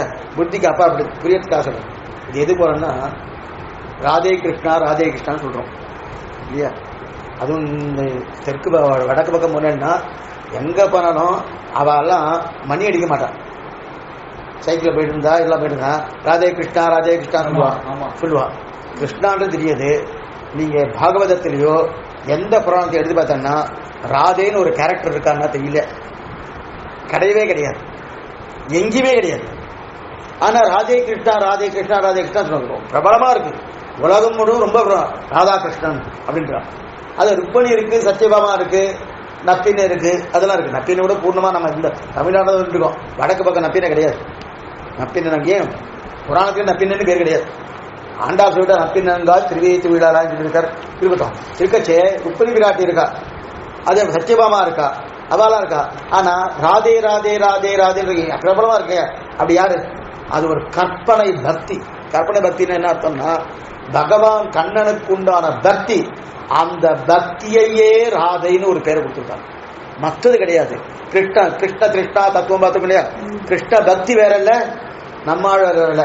கிருஷ்ண கிருஷ்ணா தத்துவம் பக்தி. கிருஷ்ணன் ஒரு பக்தி ஒரு உருவத்தை கொடுக்கணும்னா கிருஷ்ண பக்தி உருவம் பண்ண முடியாது, பண்ணலான்றான். அந்த யாருன்னா கிருஷ்ண பக்தியே உருவானவர் நம்மாழ்வார். அதே போல கிருஷ்ண அந்த ராதை அந்த கண்ணனுடைய பக்தி, அந்த கண்ணுடைய பக்தி ஆசை இத்தனையும் சேர்ந்துதான் ராதை. அதே போலங்க அதிருப்தம்ன்றது என்னன்னா நம் கண்ணுக்கு புலப்படாத ஒரு வஸ்து, நம்முடைய ஞானத்துக்கு புலப்படாத வஸ்து, அது எப்ப வரும் எப்ப போகும் தெரியாது. அதுதான் அதிருஷ்டம். அதுதான் அதிர்ஷ்டம். அப்ப அதிர்ஷ்டம் இது எப்பவுமே இருக்கும், இது புதுசா உருவாகாது. அதிர்ஷ்டம் பண்ணது எப்பவுமே இருக்கும். இதத்தான் வார்த்தா மாலைன்னு ஒரு கிரந்தம், அதுல பேசிட்டே இருக்கா பூர்வாச்சாரியர் பேசிட்டு இருக்காச்சு. அதெல்லாம் அந்த பூர்வாருடைய வார்த்தைகள் தான் எடுத்து பெருமிழாராம் பெருமாள் எடுத்திருக்காரு. அவர் வாசல்ல போயிட்டே இருக்கச்சு 2 பேர் பேசிட்டு இருக்கலாம். சுவாமி அவருக்கு ஏதோ பூர்வ ஜென்ம சுகிருதம் இருக்கு, அதனால அவர் 2 பேரும் வந்துட்டாரு அப்படின்னு சொல்லி போயிட்டு போறா. அப்ப இந்த ஆச்சாரியருக்கு சொல்லிக்கிறானா என்னமோ பூர்வ ஜென்ம சுகிருதம் என்ன இருக்குன்னா பூர்வ ஜென்ம புண்ணியம், அதனால இந்த மாதிரி பெரியவரா வந்துட்டாரு அப்படின்னு. பூர்வ ஜென்ம சுகிருதன்னு புதுசா ஒரு தேவதை கற்பிக்கிறாரு. யார் அது? பூர்வ ஜென்ம சுகிருதன்னு தேவதை அப்படிவா பேசிக்கிறார், பூர்வாச்சாரியர் பேசிக்கிறார். அப்படின்னு கிடையாது. அப்படின்னு கிடையாதுன்னா பகவான் தான் அந்த பூர்வ ஜென்மத்தால் இவனுக்கு ஆகட்டும்னு இல்லை, இவனுடைய அனுகிரகனுடைய நெருகேதுக கட்டாட்சத்தால் இது கிடைச்சது. ஆழ்வார்க்கு அப்படிதான் கிடைச்சிருக்கு. மயம் வராம நிர்ணயம் பண்ணல. நான் என்ன பண்ணேன்? ஒண்ணு இன்றன்னை பொருளாக்கு தன்னை என்னுள் வைத்த அன்றன்னை புறம்போக புறத்தி அவரே வடிபுடிச்சிக்கிற இன்னைக்கு ஆழ்வார் வச்சிருக்கியே, ஏன் நேத்திக்கு பண்ணல, ஏன் போன ஜென்மால பண்ணலன்னா பதில் ஒவ்வொன்றா சொல்றது. நான் எதுவும் பண்ணல என்ன கடைசியில் என்ன முடிஞ்சது? ஒண்ணுமே பண்ணல. அவர் பார்த்து நிர்கேதுவா முடிச்சார். அதுதான் இங்க உண்மையான இல்லை. அதிருட்டம்னாலும் அதுதான் உண்மையானது. பகவான் பார்த்து நிர்கேதுகமாக கொடுக்கறதா. ஏன்னா நம்முடைய கண் பார்வைக்கு தெரியலையே, நம்முடைய மனசுக்கு எட்டலையே, இதான் உண்மையான அர்த்தம். நாம என்ன நினைச்சுக்கோ அது ஒரு தேவதையோ ஏதோ ஒரு கல்பனை பண்ணி அந்த கல்பனை மூலமா அது வந்துட்டு அப்படின்ற இவன் சொல்றான் அதிருட்டம். அது எப்ப புதுசா வராது. அதிருட்டம் எப்பவுமே இருந்துதான் ஆகும். அப்படின்னா பரமாத்மா இந்த இடத்துல நம்ம 2 விஷயம் பார்ப்போம். பரமாணுக்கள்கிட்ட அதிருஷ்டம் வந்தா என்ன ஆகுது? நம்ம 2 கேட்டா இல்லையா? அதிருஷ்டம்னு சொன்னா அதிருஷ்டம் சொன்னேன். பரமாணுக்கள்கிட்ட அதிருஷ்டம் இருக்கா அல்லது ஆத்மாட்ட ஆத்மாட்ட அணு இருக்கான்னு கேட்டோம், வந்து அதிருஷ்டம் இருக்கான்னு கேட்டோம். அதுக்கு சொல்றேன் 2 விஷயம் பார்ப்போம். 2 பார்ப்போம். பரமாணுக்களுக்கு அதிருஷ்டம் இருந்தா என்ன ஆகுது, அதே ஆத்மாட்ட அணுக்கள் இருந்தா என்ன ஆகுதுன்னு பார்ப்போம். இப்ப முதல்ல அதிர்ஷ்டம் எப்பவுமே இருக்கு இல்லையா? அதிர்ஷ்டம் பரமாணுக்களிடம் அதிர்ஷ்டம் இருந்தப்போ வந்து இல்லையா? அதனால புரியத்துக்கா சொல்றேன். இப்ப நம்ம கற்பனை வச்சுப்போம். இன்னைக்கு இப்ப டைம் 5:25 5:25க்கு என்ன ஆகுதுன்னா 5:25 பரமாணு அதிர்ஷ்டம் வந்ததுன்னா 5:25க்கு பரமாணுக்கிட்ட அதிர்ஷ்டம் வந்துட்டு வச்சுக்கேன். அதிர்ஷ்டம் தான் நம்ம சொல்லிக்கலாம் வந்துட்டு வச்சுக்கேன். 5:25னா இப்ப 5:05 அப்பயே 5:20க்கு வரலன்னு கேட்பான். புரியுதா? 5:20க்கு ஏன் வரணும்? 5:20க்கு 25க்கு வந்துன்னா இப்ப யார் வர வச்சான்னு கேட்பா. ஏன்னா அதிர்ஷ்டம் தானே வராது. இப்ப பார்த்தோம் இல்லையா? அதிர்ஷ்டம் அப்ப யார வர வச்சு கேட்பா இல்லையா? அப்ப நீ சொல்ற வாதம் இதுல இருந்து ஒத்து வராது. ஏன்னா அதிர்ஷ்டம் எப்போதுமே பிரமாணம் இருந்ததுன்னா நீ சொல்லு வாதம் ஒத்து வராதுன்னு. ஏன்னா ஏன் சொல்றான்னா 8:05க்கு ஏதாவது 4:25 5:25க்கு அதிர்ஷ்டம் வந்துருக்குன்னா அவன் என்ன ஒத்துக்கொள்ள மாட்டான்னா அதிர்ஷ்டம் எப்போது பரமாட்டம் இருக்கு 4:05க்கு வந்தது 5:05க்கு வந்தது நீ சொல்ல முடியாது. புரியாதா? சுவாமி இன்னைக்குதான் சுவாமி என் சரீரம் என்கிட்ட வந்திருக்கு, ஒத்து போதா? சாமி நான் பிறந்ததுல இருந்தே சரி என்னோட தான் இருக்குன்னு அதை விட்டுட்டு இன்னைக்குதான் என் சரீரம் என்கிட்ட வந்தனா அதே போலதான் அதிர்ஷ்டம் எப்பவுமே இருக்கும். இந்த காலத்துல வந்ததுன்னு கிடையாது, இந்த காலத்துல போனதும் கிடையாது. அது என்ற செயல்பாட்டுல எப்ப இருந்ததுதான் முக்கியமே தவிர அதிர்ஷ்டம் எப்பவுமே இருக்கும். அதிர்ஷ்டம் எப்பவுமே இருந்துன்னு சொன்னா அப்ப நீ சொல்ற வாதம் ஒத்து என்னன்னா மறுபடியும் சொல்றான், ஈஸ்வரவாதத்தை ஒத்துக்கொள்ள வேண்டும். உடனே அவர் இப்ப அதிர்ஷ்டம் பரமாத்மா உண்டுன்னு சொன்னான். அப்படின்னா ஏன் சொல்றான்னா அதிர்ஷ்டம் பரமாணுக்களை உண்டுன்னு சொன்னா என்ன அர்த்தம்னா அப்ப எப்பவுமே சிருஷ்டிக்கு நடந்துட்டே இருக்கும். நீ சொல்ற மாதிரி ஆரம்பம் அப்படி இருக்காதுன்னு புரியதுக்காக. இப்ப ஒரு மிஷின் ஓடிட்டு கரண்ட் எப்பவுமே வந்துட்டே இருக்கு, அது ஓடிட்டே இருக்கு, அது அணைக்கிறதுக்கே வாய்ப்பே இல்லை, கவர்மெண்ட்டும் அணைக்கல. அப்ப என்ன ஆகும், எப்பவுமே ஒன்று. அப்ப அந்த கரண்ட் வருவது நித்தியமாயிடுது, மிஷின் ஓடுறது நித்தியமாடுது. அதே போல பரமாணுக்களுக்கிட்ட அதிர்ஷ்டம் நித்தியம் தானே, நித்தியமாயிடுச்சுன்னா அப்ப என்ன ஆயிருக்கும், சிருஷ்டித்து கொண்டே இருக்கும், ஆரம்பமே இருக்காது. இவர் சிருஷ்டி இந்த நேரத்தில் ஆரம்பிக்கிறது இவர் ஒத்துட்டு இருக்காரு. நான் சொல்றது புரியுதா? இந்த நேரத்தில் சிருஷ்டி ஆரம்பிக்கிறது, இந்த நேரத்தில் லயம் அடைகிறது, பிரளயம் வந்துடுறது, ரெண்டுத்தையும் ஒத்துட்டு இருக்காரு வைசேஷிக நையாயிகன். அப்படி இருக்காச்சே அப்ப ஆரம்பம் இருக்கு முடிவு இருக்குன்னு வருது.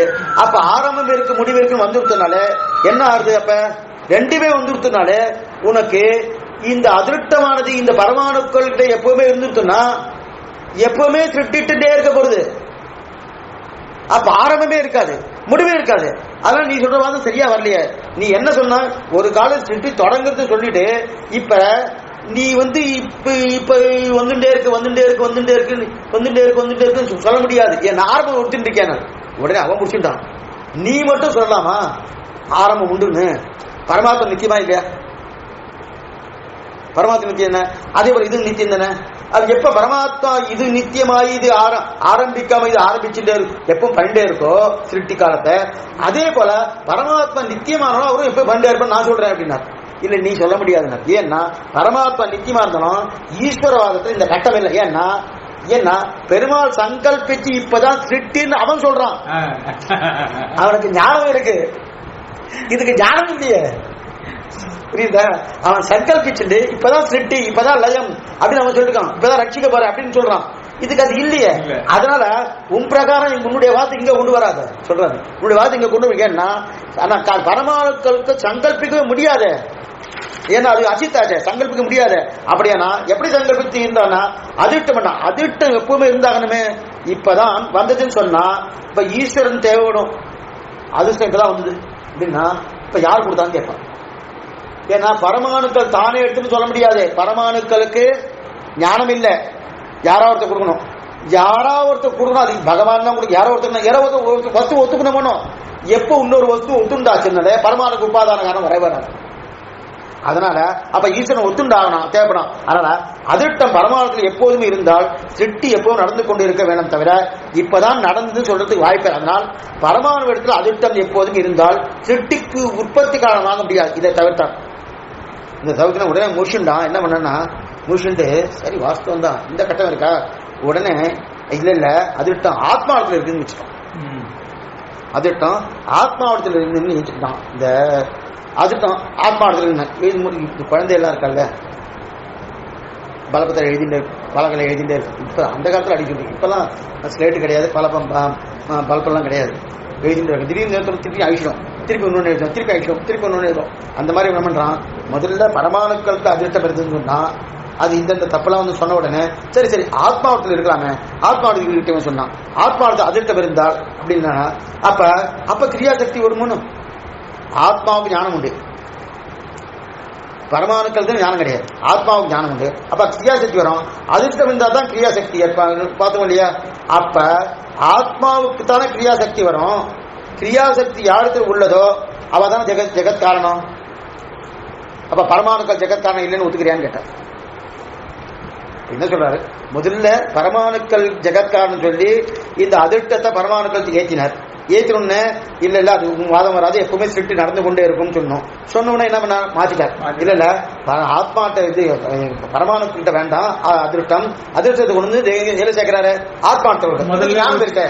ஆனா முதல்ல போச்சு கொண்டு சேர்த்த உடனே என்ன எடுத்தனா இதுக்கு ஞானம் இருக்கு, அப்ப கிரியாசக்தியும் வந்துருக்கு, கிரியாசக்தி இருக்கு ஞானம் இருக்கு, அதனால அதிர்ஷ்டம் வந்துடுது. அதிர்ஷ்டம் வந்தபடியால அப்ப இது என்ன பண்றது, இது மேல மேல வேற ஒத்துக்குண்டான வாய்ப்பு இருக்கு இல்லையா அப்படின்னு பார்த்தோம். அப்ப ஆத்மாவுக்கு கிரியாசக்தி யாடத்துல உள்ளதோ அப்ப கிரியாசக்தியும் அதிருஷ்டமும் யாருத்துல உள்ளது, அவதான் ஜெகத்காரணம்.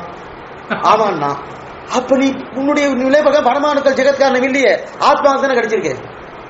சொல்றது புரியாதா? பரமாணுக்கள் ஜெகத், ஏன்னா பரமாணுக்கள் தான் தள்ளியாச்சே. அது அதிருஷ்டம், அது அதிருஷ்டமா இருந்துச்சுன்னா அந்த அதிருஷ்டம் எப்பவுமே சிட்டி நடந்து கொண்டே இருக்கிறபடியால அதை தள்ளியாச்சு. இப்ப அடுத்து அது அந்த அதிருஷ்டத்தை கொண்டு வந்து நேர ஆத்மாவத்தை கொண்டு சேர்த்தாச்சு. சேர்த்த உடனே என்ன ஆயிடுதுன்னா, இப்ப கிரியாசக்தி நல்லா இருக்கு, ஆத்மாவத்திலையும் எல்லாமே அந்த அதிருஷ்டம் சேர்ந்துட்டு சேர்ந்த உடனே அப்ப ரெண்டும் கலந்துருக்கு இல்லையா. அப்ப பரமாணுக்கள் ஜெகத்காரண வஸ்துன்றது நிலை போயிடுச்சு. இப்ப நான் சொன்ன தான் நிக்கிறது. நீ என்ன சொன்ன? பரமானு தான் ஜெகத்காரண வஸ்து, அதுதான் உபாதான காரணம் சொல்ற. இப்ப நான் என்ன சொல்லிட்டு இருக்கேன்? ஆத்மா சொல்லிட்டு பரமாத்மா சொல்லிட்டு இருக்கேன், நீ ஆத்மா சொல்லிட்டு இருக்க. அவ்வளவுதான், இவ்வளவுதான் வித்தியாசம். உன் பிரகாரம் அதுவும் சரி வரல. ஏன்னா ஆனா நீ ஜீவாத்மா பேர் ஏத்தாதேன்ட்ட. அது அடுத்து சொன்னோன்னே இது ஆச்சரியம் என்னன்னா, கிரியாசக்தி ஆத்மா இருக்கட்டும் அவங்க அடுத்து சொல்றான். அடுத்து என்ன சொல்ற? 2 3 ஆயிரத்து இது வரைக்கும் அவங்க சொன்னது.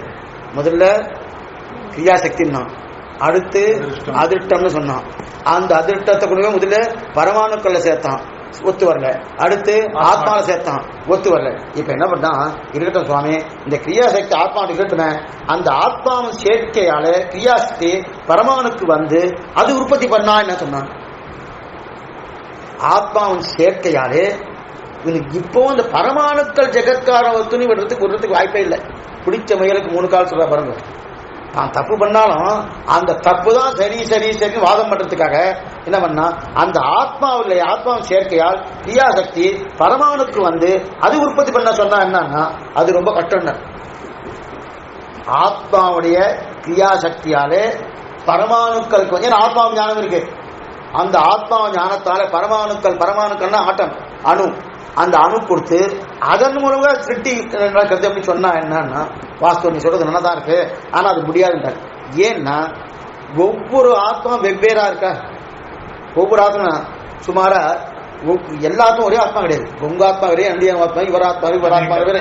அந்தந்த ஆத்மாவுடைய கர்மத்துக்கு தகுந்த அவ ஆத்மா நடக்கப்படுது. இப்ப புரியத்துக்காக சொல்றேன், 8 மணிக்கு சிருஷ்டி நடக்கணும்னு தொடங்கி, இன்னைக்கு 8 மணிக்கு 9 மணிக்கு சிருஷ்டி ஆரம்பிக்கணும். அத்தனை ஆத்மா சங்கேதம் பண்ணி சரியா 8 மணிக்கு எல்லா ஆத்மாவுக்கும் கிரியாசக்தி வரணும். அப்பதான் சிருஷ்டிக்க முடியும். ஆத்மாக்கள் சேர்ந்து சொன்னா, ஆத்மாக்கள் சேர்ந்து கிரியாசக்தி ஏற்பட்டு அந்த கிரியாசக்தியால பரமாணுக்கள் கொடுத்து அதன் மூலமா ஜெகத்தை சிருஷ்டிக்கிறான் அப்படின்னு சொன்னார். அப்படி இப்படி பார்த்து நோக்கு தொடறான். சரி கொடுறானுன்னா அப்ப ஆத்மாக்கள் எல்லாம் ஒண்ணு சேரணும். உங்க ஆத்மா சேரணும், என்ன ஆத்மா சேரணும், இவ ஆத்மா சேரணும், அவ ஆத்மா சேரணும். சேராது. ஏன் சேராதுன்னா, உங்க ஆத்மா வேறு, என்னுடைய ஆத்மா வேறு, இவ ஆத்மாவுடைய ஆவத்தின்னா அவரவர்களுக்கு கர்மத்துக்கு தகுந்தாப்புல அவரோட ஆத்மா இருக்கும். எல்லா ஆத்மா 8 மணிக்கு ஒரே கிரியாசக்தி வரணும். பண்ண முடியுமா? முடியாது, பண்ணவே முடியாது. எப்படி அந்த மாதிரி வரும்? கோடானு கோடி ஜீவாத்மாக்கள் இருக்கு. ஒவ்வொரு ஜீவாத்மாக்களும் அவரவர்கள் நாமே இந்த லோக தெருவிலேயே எங்கேயே போக வேண்டாம், இந்த தெருவுக்குள்ளேயே 10 குடும்பம் இருக்குன்னா 10 குடும்பத்தில் இருக்கிறவர் அத்தனை பேரும் ஒரே நேரத்தில் சந்தோஷப்படுறாளா? இல்ல. 10 குடும்பத்தில் இருக்கிற எல்லாரும் ஒரே நேரத்தில் துக்கப்படுறாளா? இல்ல. ரெண்டுமே மாறி மாறி தான் இருக்கு. எதனால மாறுது? அவரவர்கள் கர்மத்துக்கு தகுந்தாப்புல மாறுது இல்லையா? அதே போல கிரியாசக்தி எல்லாருக்கும் ஒரே நேரத்தில் ஏற்படுமா? ஏற்படுறது வாய்ப்பே கிடையாது. ஏன்னா கோட்டானு கோடியான ஜீவாத்மாக்கள் இருக்கு. அந்த ஜீவாத்மாக்கள் அவரவர்கள் கர்மத்துக்கு தகுந்த மாதிரி ஏற்படுது.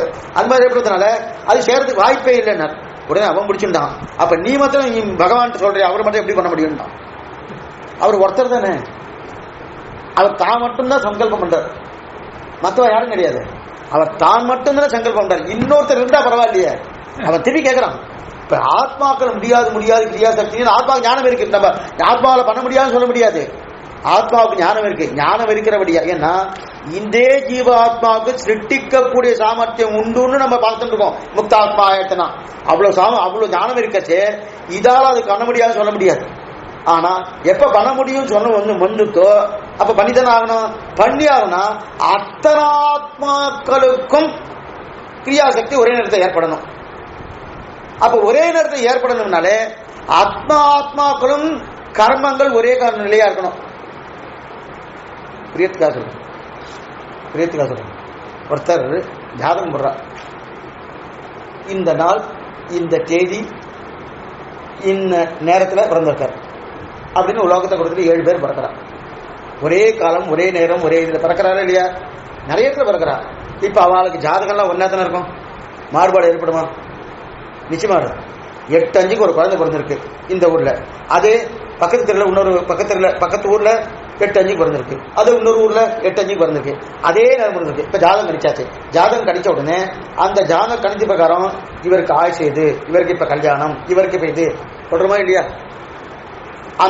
அந்த 8 பேருக்கும் அந்த ஜாதகம் கணிச்சா போற ஒரே நேரத்துல அந்தந்த காரியங்கள் ஆறுதா? ஏன்? ஒண்ணு ஜாதகம் பொய்யா இருக்கணும், இல்ல சொல்றவ பொய்யா இருக்கணும் இல்லையா? அப்படித்தானே வரணும். ஜாதகம் பொய்யா இருக்கணும். ஜாதகம் பொய்யிலே சுவாமி, அவர் அதே நேரத்துக்கு தான், இவர் அதே நேரத்துக்கு தான் வந்துக்கார். சொல்ற ஒரு மகாவித்வான் சுவாமி, அவரும் பொய் சொல்ல மாட்டார், சாஸ்திரம் பொய் சொல்லாது. அப்ப என்ன காரணம்? கர்மா. இதை தாண்டி ஒண்ணு இருக்கு, கர்மா. அந்த கர்மத்தின் அடியா தான் இவருடைய புண்ணிய பாவங்கள் கிடைக்கிறது. விட இதெல்லாம் அஸ்ட்ராலஜியும் தாண்டுறது, இந்த ஜோதிஷ சாஸ்திரம் தாண்டி கர்மான்னு ஒண்ணு இருக்கு. இப்ப இந்த சுனாமி வந்தப்ப கிட்டத்தட்ட 2 லட்சம் பேர் செத்து போயிட்டார். பார்த்துருக்கோமா? 2 லட்சம் பேருக்கும் ஒரே ஜாதகம் தான் இருக்குமா? கொஞ்சம் யோசனை பண்ணி பாருங்க. 2 பேரும் இந்த காலம் மரணம் ஏற்படட்டும் அப்படின்னு ஜாதகத்தை குறிச்சு வச்சுப்பாங்க இல்லையே? அப்ப அவர்களுக்கு கர்மா, அந்த கர்மா பகவான் திருவுள்ளத்துல மட்டும்தான் இருக்கு, வேற எங்கேயும் இல்லை. அந்த கர்மா எங்க இருக்குன்னு சொன்னா நான் பார்த்து போனேன்னா இருக்காது, அவன் திருவள்ளத்துல மட்டும்தான் இருக்கு. அப்படி இருக்கச்சே இந்த கிரியாசக்தி அத்தனை ஆத்மாக்கள் ஒரே நேரத்தில் ஏற்படணும்னா எவ்வளவு கட்டம் இருக்கு பாருங்க. வரதுக்கு வாய்ப்பு இருக்கா? வாய்ப்பே இல்லையே. நீ சொல்றது வராதேன்னா அப்ப உங்க ஈஸ்வரன் மட்டும் எப்படி பண்ண முடியும்? அவர் ஒருத்தர் தானே, நிறைய அவர் ஒருத்தர், அவர் சங்கல்பிக்க போவார். பகுஸ்யாம் பிரஜாயோ கிளங்குற ஒரு நிமிஷம் அவர் சங்கல்பிக்கிறார். அதுல இருக்கக்கூடிய ஒவ்வொன்றும் என்னன்னா, இவன் சொல்றது ஒவ்வொன்றும் நேர் விரோதமா வச்சு பார்க்கணும். அவன் ஒவ்வொரு நமக்கு ஒவ்வொரு பாருங்க, ஒத்து போறது பாருங்க. அவன் எதெல்லாம் சொல்றாரோ அது ஒத்தே போகல, நாம எதெல்லாம் சொல்லிட்டு ஒத்து போறது பாருங்க. அப்படி இருக்கச்சு அதுதான் இருக்கிறார். அப்ப அணுவிடத்தில் சைத்தன்யம் இல்லை, ஒத்துக்கொண்டான். ஆனா சேர முடியாது. சேர்த்தது எதுன்னு ஏற்படுத்துகின்றால் கிரியாசக்தின்னா. முதல்ல அணுவிடத்துல சைத்தன்யம் இல்லாதபடியா முதல்ல அதுதான் ஆரம்பிச்சோம். பரமாணுக்கள் ஒண்ணுக்கு சேரணும் யார் சொன்னா? அதுவா சேர முடியாது. அப்ப இன்னொன்னு இருக்கணும், அதுதான் கிரியாசக்தின்னா. அப்ப கிரியாசக்தி ஆரம்பிச்சு இல்ல சுவாமி கிரியாசக்தி ஒன்றும் போராது, அதிர்ஷ்டம் இருக்கணும்னா. அப்ப அதிர்ஷ்டம் எங்க இருக்குன்னா அணுவிடத்தில் இருக்குன்னு சொன்னா அது எப்போதுமே இருக்க வேண்டும் ஆயிட்டு. சரி சுவாமி, அப்படின்னா எப்போதும் சிட்டு ஆகிட்டே இருக்கணும், அது முடியாத காரணம். அப்படி ஆவது இல்லையே. ஒரு நாள் ஆரம்பிக்கிறது நீயே சொன்னையா, அதனால அதை தவிர்த்தார். சரி, ஜீவாத்மா பக்தி 20 நாள் நடத்தலாம்னு சொன்னா எத்தனை ஜீவாத்மாக்கள் உண்டு? அத்தனை ஜீவாத்மாக்களுக்கு நேரத்தை ஒரே பேச்சு வச்சுட்டு 8 மணிக்கு சிருஷ்டினா 8 மணிக்கு கிரியாசக்தி எல்லா ஜீவாத்மாக்களும் ஒரே நேரத்தில் வரணும். வருமா? வெள்ளம் வந்துட்டுன்னு பணம் கொடுக்குறோன்னு எல்லாரும் வந்துட்டு எங்க வருது? 1 மாசத்துக்குள்ளே வரலையே, எங்க வரப்போறது? அதுக்கு வரவே வருது இல்லையா? வராது இல்லையா? அதனால நீ சொல்றது ஒத்து வராது. இவன் அடுத்தது ஒண்ணு சொன்னா, சரி ஈஸ்வரனைத்தான் நான் ஒத்துக்கிறேங்க, நான் வந்து அனுமானத்தை ஆனுமானிக்க ஈஸ்வரன் ஒத்துருக்கான் இல்லையா? நான் பார்த்துக்கோ, திருப்பி சொல்றேன், அது சொன்னதான் உங்களுக்கு என்ன புரியும். முதல்ல பரமாணு ஜெகத்காரணம் தான். அந்த பரமாணுக்கு ஞானம் இல்லாதபடியாலே கூட ஒன்று சேர்த்து என்ன சேர்த்துனா கிரியாசக்தின்னா. முதல்ல கிரியாசக்தி அதுக்கு இல்லையே சொன்ன ஞானம் இல்லாத அதிருஷ்டம்னா.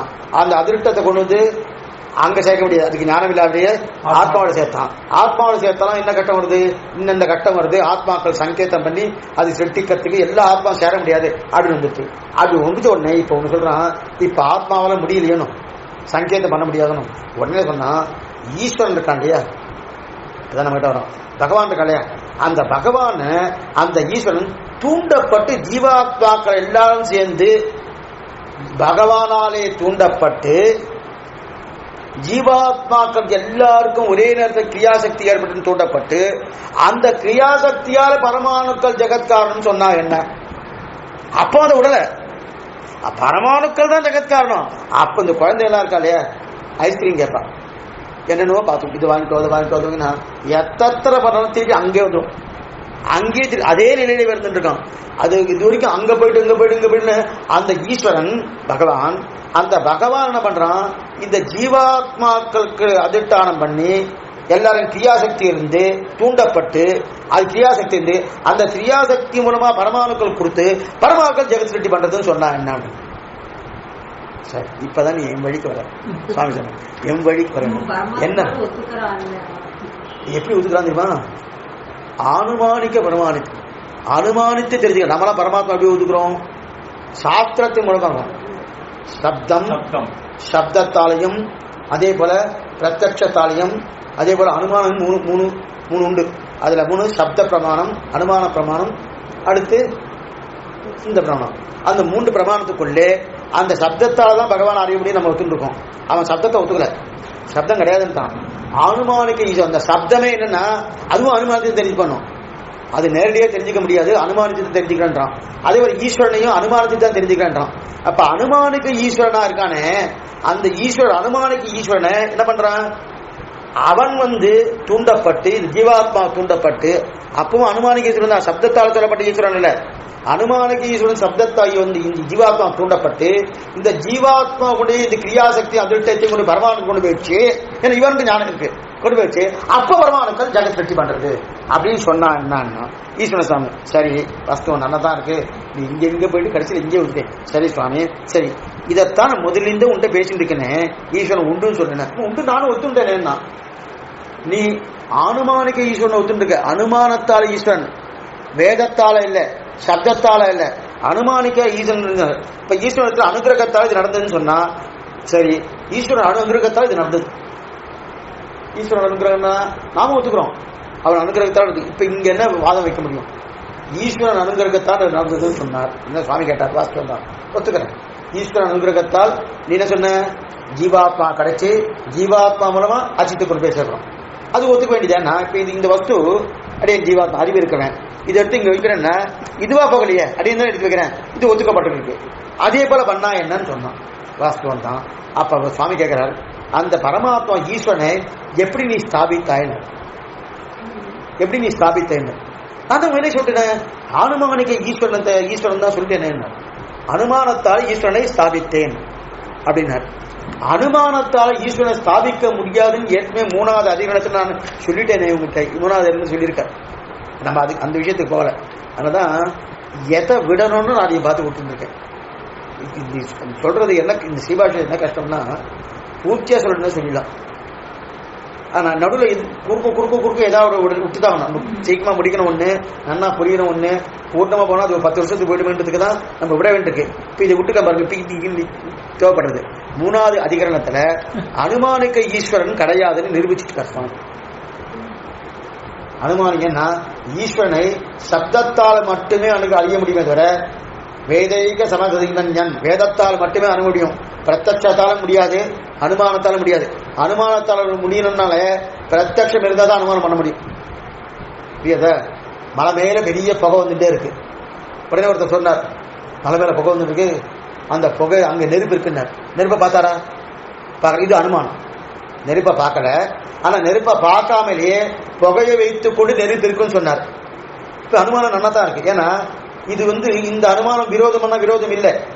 ஆனா அந்த அனுமானம் சொல்லணும்னா ஏற்கனவே நெருப்பை பார்த்திருந்தா தான் இவர் சொல்ல முடியும். தலிகை பண்ற இடத்துல இன்னைக்கு இந்த திருட்டான் தலிகை பண்றதுல நெருப்பு இருக்கான்னா கிடையாது, இன்னைக்கு தீயே கிடையாது. சுவிட்சு தட்டினா எல்லாம் ஆயிடுறது. அப்ப அந்த நெருப்பை பார்த்துருக்கணும். நெருப்பை பார்த்துட்டு இந்த நெருப்பு இங்க இருக்கு, இந்த நெருப்பு இருந்தா புகை வருதுன்னு தெரிஞ்சதுக்கு அப்புறம் தான் அங்க புகை வந்து இருக்கு, நெருப்பு இருக்குன்னு. இது அனுமானம். இப்ப அனுமானம் தெரிஞ்சுக்கணும்னா பிரத்யட்சத்தை விட்டாம விட்டு போட முடியாது.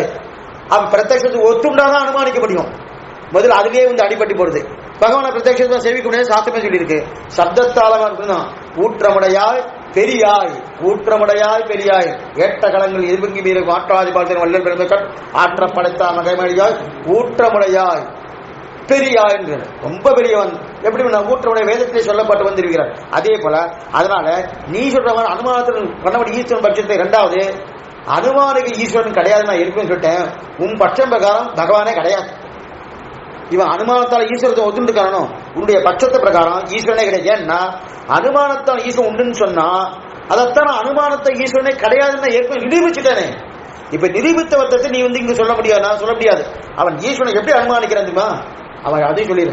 எப்படி அனுமானிக்கிறான்னா, இப்போ ஒரு குடம் பண்ணணும், ஒரு குடம் பண்றதுக்கு ஒரு கொயம் வேணும். 10 குடம் பண்றதுக்கு அந்த இந்த ஒரு கொயவன் இருக்கா இல்லையா, அந்த பண்ணக்கூடிய கொயவனை கட்டணும் இன்னொரு 10 மடங்கு சக்தி அதிகமா இருக்கணும் இல்லையா? ஒரு குடம் பண்றதுக்கு உண்டான குயவனுக்கு சக்தி ஒரு குடத்துக்கு உண்டான சக்தி, 10 குடம் பண்ணுவதற்கு உண்டான குயவனுக்கு சக்தி 10 குடம் உண்டான சக்தி இதோட அதிகமா இருக்கு. அது 100 குடம் அதை விட அதிகமாகுது, 1000 குடம் அதை விட அதிகமா இருக்கு. அதே போல இந்த பெரிய ஜகத்தை பண்றதுக்கு 1000 குடம் 10,000 குடத்தை பண்ற மாதிரி ஒரு ஈஸ்வரன் இருக்கான் அப்படின்னு அனுமானிக்கிறேன். நான் சொல்றது புரியுறத? எப்படி அனுமானிக்கிறேன்னா, இப்ப இந்த வஸ்து இருக்கு, ஏதோ ஒரு வஸ்து இருக்கு, ஏதோ தலிகை பண்ணிருக்கோம், தலிகை பண்ணிருக்குன்னா சக்கரப்பூர் பண்ணியாச்சு, பண்ணினது யாரும் தெரியல, ஆனா யாரோ பண்ணிருக்கா அனுமானிக்கிறமா இல்லையா? அப்ப யாரோன்னா யார் ஆத்துல இருந்தா இவாதான் பண்ணிருப்பா அனுமானிக்கிறோம் இல்லையா? ஆனா அடியே பார்த்தனா பார்க்கல, பார்க்காம இருக்க செய்தி இவா பண்ண அனுமதிக்கிறேன் இல்லையா? அதே போல ஒரு குடம் ஒரு மண்குடம் பண்றதுக்கு ஒரு கொயவன் தேவை, 100 குடம் பண்றது 100 சக்தி இருக்கக்கூடிய கொயவன் தேவை, 1000 சக்தி இருக்கக்கூடிய கொயவன் 1000 குடத்தை பண்றான். அதே போல 10,000 குடம் பண்றதுக்கு 10,000 சக்தி கொயவன் தேவை. அதே போல ஜெகத்தை பண்றதுக்கு கொயவனை போல ஒரு எல்லைக்கு உட்பட்டு பகவானுடைய சக்தி வச்சுக்கிறார். பகவானுடைய சக்தி ஒரு எல்லைக்கு உட்பட்டது அல்ல, சர்வஜகா, அவனுடைய எல்லைக்கு உட்படுது, அவனுக்கு எந்த எல்லைக்கும் உட்படாது. இந்த சக்தி இவ்வளவுதான் அப்படின்னு சொல்ல முடியாது. அவனுடைய ஒண்ணுமில்லை, அவனுக்கு ஆனந்தம் என்கிற குணத்தை அளக்கிறதுக்கு சாஸ்திரம் போய் யதோவாசோ நிவர்த்தந்தே அப்பிராப்திய மனதை திரும்பி வந்துருக்கு, போய் திரும்பி வந்துருக்கு. சோத்திரத்துக்கு அளவு ஆசீர்வாக திரும்பி தான் அளக்க முடியும்னா, ஆனந்தம் என்கிற ஒரு குணத்தை அளக்க முடியலன்னா அவருடைய சர்வசக்தியை அளக்க முடியுமா? அளக்க முடியாது. அப்ப என்ன பண்றான் இவன்? ஒரு விஷயத்தை வைத்துக் கொண்டு இந்த நிலையில் இந்த பிரம்மத்துக்கு இத்தனை சக்தி அனுமானிக்கிற இல்லையா? அந்த அனுமானம் சாஸ்திரம் ஒத்துக்கவே இல்லை. அப்ப அது பிரகாரம் அனுமானிக்க முடியாது, என்ன ஈஸ்வரன் ஸ்தாபிக்க முடியாது. இப்படி சொல்லும் போது என்ன, ஈஸ்வரன் அனுகிரகத்தால் உற்பத்தி ஏற்படுது கிரியாசக்தி சொன்னா இல்லையா? அவன் தான் ஈஸ்வரனை ஸ்தாபிக்கவே இல்லையே, ஈஸ்வரன் ஒத்துக்கலையே. இவர் தான் ஈஸ்வரன். உன் பட்சம் பிரகாரம், உன் மதத்தின் பிரகாரம் பகவான் இல்லை ஈஸ்வரன். ஏன்னா அனுமானிக்க ஈஸ்வரன் கிடையாது, அவன் இல்லைன்னு சொல்ல. நாம சொல்லிட்டு சாஸ்திரத்து பிரகாரம் அனுமானிக்க ஈஸ்வரன் அவன் ஒத்துக்கொண்டபடியாலே, அனுமானிக்க ஈஸ்வரன் கிடையாதபடியாலே இல்லை, உன் பிரகாரம் ஈஸ்வரனே கிடையாது. அதனால இப்ப ஈஸ்வரன் தான் கொடுத்தான்னு நீ எப்படி சொல்லலாம்? என்ன சொல்லலாம்? ஈஸ்வரன் தூண்டப்பட்டு ஜீவாத்மாட்ட வந்து ஜீவாத்மா பரமாத்மா போய் பரமாணுக்கள் போய் பரமாத்மா ஜெகத் சிருஷ்டி ஆயிடுத்து இப்படி கொண்டு வந்து இப்படி சொல்றான்.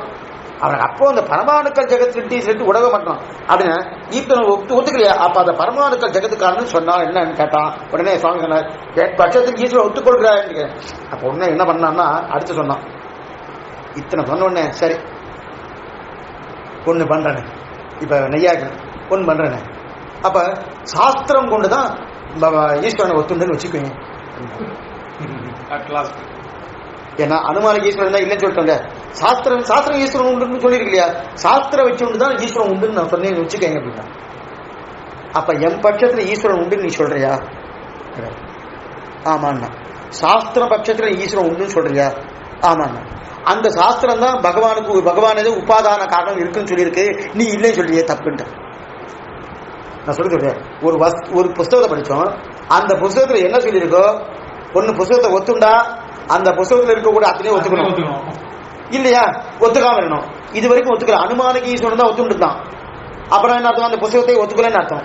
இப்ப என்ன பண்ணா, உன் பட்சம் பிரகாரம் சாஸ்திரத்தை வைத்துக் கொண்டு ஈஸ்வரனை ஒத்துக்கிறேன்னு சொன்னா, எப்ப சாஸ்திரத்தை வைத்துக் கொண்டு ஈஸ்வரனை ஒத்துக்கிறேன்னு சொன்னியோ அப்ப அதே சாஸ்திரம் உபாதான காரணம் பகவான் தான் சொல்லியிருக்கு. நீ என்னமா நீ வந்து உபாதான காரணம் பரமானுக்கு நீ என்னமா சொல்லலாம்?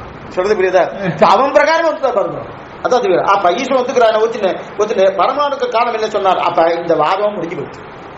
அப்ப பரமாணுக்கள் காரணம் முதல்ல என்ன சொன்னா, இதுதான் இது அச்சித்து, அந்த அஜித்தை சிருஷ்டிக்கிறதுக்கு அஜித்தால தான் முடியும். ஏன்னா காரணம் எதுவோ அதுதான் காரியம் ஆகும். இப்ப நாம ஒண்ணும் இந்த வாதம் வேற இருக்கு. இப்ப பகவான் அவன் வாதம் பிரகாரம் பகவான் சிருஷ்டித்தான்னா அப்ப இந்த ஜெகத்துக்கு ஞானம் இருக்கணும். ஏன்னா காரணத்துல என்ன இருக்கோ அதான் காரியத்துல வரணும்.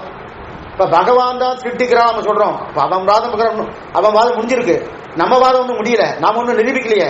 பகவான் சிருஷ்டிக்கிறான்னா ஜெகத்து ஞானமயமா இருக்கணும், ஞான சூன்யமா இருக்கு. பகவான் சிருஷ்டிக்கிற அவன் பிரகாரம் பரமாணுக்களோ ஏதோ ஒரு அச்சித்தோ சிருஷ்டிக்கிறதுன்னா ஜகத்தும் அச்சித்தா இருக்குன்னு சொல்லி ஒத்துக்கலாம். ஆனால் சம்பிரதாய பிரகாரம் சாஸ்திர பிரகாரம் பகவான் தான் சிருஷ்டிக்கிறான் வந்துருத்தோ. எப்ப பகவான் தான் சிருஷ்டிக்கிறான் வந்துருத்தோ அப்ப என்ன வரணும்? ஜகத்தும் ஞானமயமா இருக்கணும். ஒவ்வொரு நியாயமா இருக்கு. இருள் தரமா ஞானத்தை இனி பிறகு வாழ்ந்து ஆழ்வார் சாதிக்கிறார் இல்லையா? அப்படி இருக்கச்சே இது இருட்டை கொடுக்கக்கூடிய ஞானமா இருக்கு, ஞானமே இந்தியாவா இருக்கு அப்படின்னு சொல்லிருக்காரு. அதை நம்ம நிரூபிக்கணும். நிரூபிச்சாதான் அவன் சொன்னவாதம் அடுத்து தெரிவிக்கிறார். அப்ப இதான் சித்து சித்து வைசாக மதத்தை கண்டித்தார். இது பரமாணுக்கள் ஜெகத் காரணம் இல்லை, அவன் வருஷம் போயிடுத்து. ஆனா இன்னொன்னு மிச்சம் இருக்கு. என்னது? அச்சித்தாலதான் அச்சித்தை சிருஷ்டிக்கப்படுத்தணும். காரணம் எதுவோ அதான் காரியமாகணும். இப்ப காரணம் பரபரமும் இருக்குன்னா காரியமும் அதே ஞானமயமா இருக்கணும் இல்லையே? அதை நம்ம நிரூபிக்கணும். அதை இப்ப அவன் பட்சத்துக்கு அவனை கண்டிச்சாச்சு. அடுத்து அவன் கேட்பானோ, நீ மட்டும் எப்படி நிரூபிப்ப? அவருக்கு பரபரமத்துக்கு ஞானம் இருக்கு, இது ஞானம் இல்லையே. இப்ப அதை நம்ம நிரூபிக்கணுமோ அது பாக்குற. அதாவது உபயதா அபி நான் கர்ம அத்தகா தத பாவகா உபயதா அபி இந்த கிரியாசக்தி அதிர்ஷ்டம் ஆத்மாவில் இருந்தாலோ பரமாவில் இருந்தாலோ இரண்டுமே ஒத்து வராது. ததபாவக இதன் மதம் சம்மதிக்கத்தக்கதன்று அசமஞ்சஸ்மான மதம் என்று இந்த விஷயத்தை தான் நம்பியில் ஈட்டல் முதல் செய்யப்பதிப்படி ஆச்சரியமான விஷயம். நம்ம அதெல்லாம் பார்க்கல. முதல் செய்யப்பதி தெரிவிக்கிறார் பூர்ணமாக ஆக மொத்தம் 17 மதங்கள் அங்கேயும் கண்டிக்கிறார். அப்படி சொல்ற வாஸ்துவா எல்லா விஷயங்களும் ஸ்ரீரங்கராஜ் எல்லாமே சொல்லிடுறேன். புதுசாக யாருமே தெரிஞ்சாதானே எடுக்கிறதுக்கு ஒன்றும் கிடையாது. ஸ்ரீரங்கராஜஸ்தவம் முதல் செய்யப்பதிப்படி நம்பியுடைய செய்யப்பதிப்படி சீபாஷ்யம் சில பூர்வாசருடைய கிரந்தங்கள் அந்தந்த கிரந்தங்கள் அது தேசியுடைய கிரந்தங்கள் அந்த பரமத பங்கம் இதிலிருந்து தான் ஒவ்வொருத்தரும் எடுத்து அடியனாட்டு தான் சொல்லுங்க. புதுசா கற்பனை எது சொல்ல செஞ்சாதானே சொல்றதுக்கு இது கிடையாது. இது சொல்ல வந்தா ஆக இந்த விஷயத்தை ரொம்ப ஆசீர்வாடிக்கிறார். இது சொல்ல வந்தா சம்சாரம் அனாதின்ற ஆக சுகதுக்கங்கள் நட்சத்தால் மோட்சம் நம்ம தெரிவிக்கிறானே பாஷாணுகள் பொறுக்கிறதுக்கு இந்த இடத்துல நையா நிசம் பண்ண. இனி பெருமாளுக்கு எப்படி ஜெகத்காரன் சுத்தி சொல்லிட்டு முதல் காரணம் இவன் என்ன சொன்னா ஜெகத்காரனும் அச்சித்தா இருக்கு, அதெல்லாம் அச்சித்தா வரணும். இப்ப பெருமாள் அச்சித்த இல்ல, பரம சைத்தன்யம். பரம சைத்தன்யம் உடையவரும் ஒரு அச்சித்த சிருஷ்டிக்கிறானால அப்ப காரண காரிய பாவமே மாறிடுது. சாஸ்திரமே ஒத்துக்கலையே. எது காரணமோ நூலை போல சேலைன்றான், தாயை போல பிள்ளைன்னு சொல்றான் இல்லையா? ராஜா எப்படியோ பிரஜைகள் அப்படின்னு சொல்றான். அப்படி இருக்கச்சு அப்ப காரணம் என்ன இருக்கோ அதான காரியத்துல வரும்.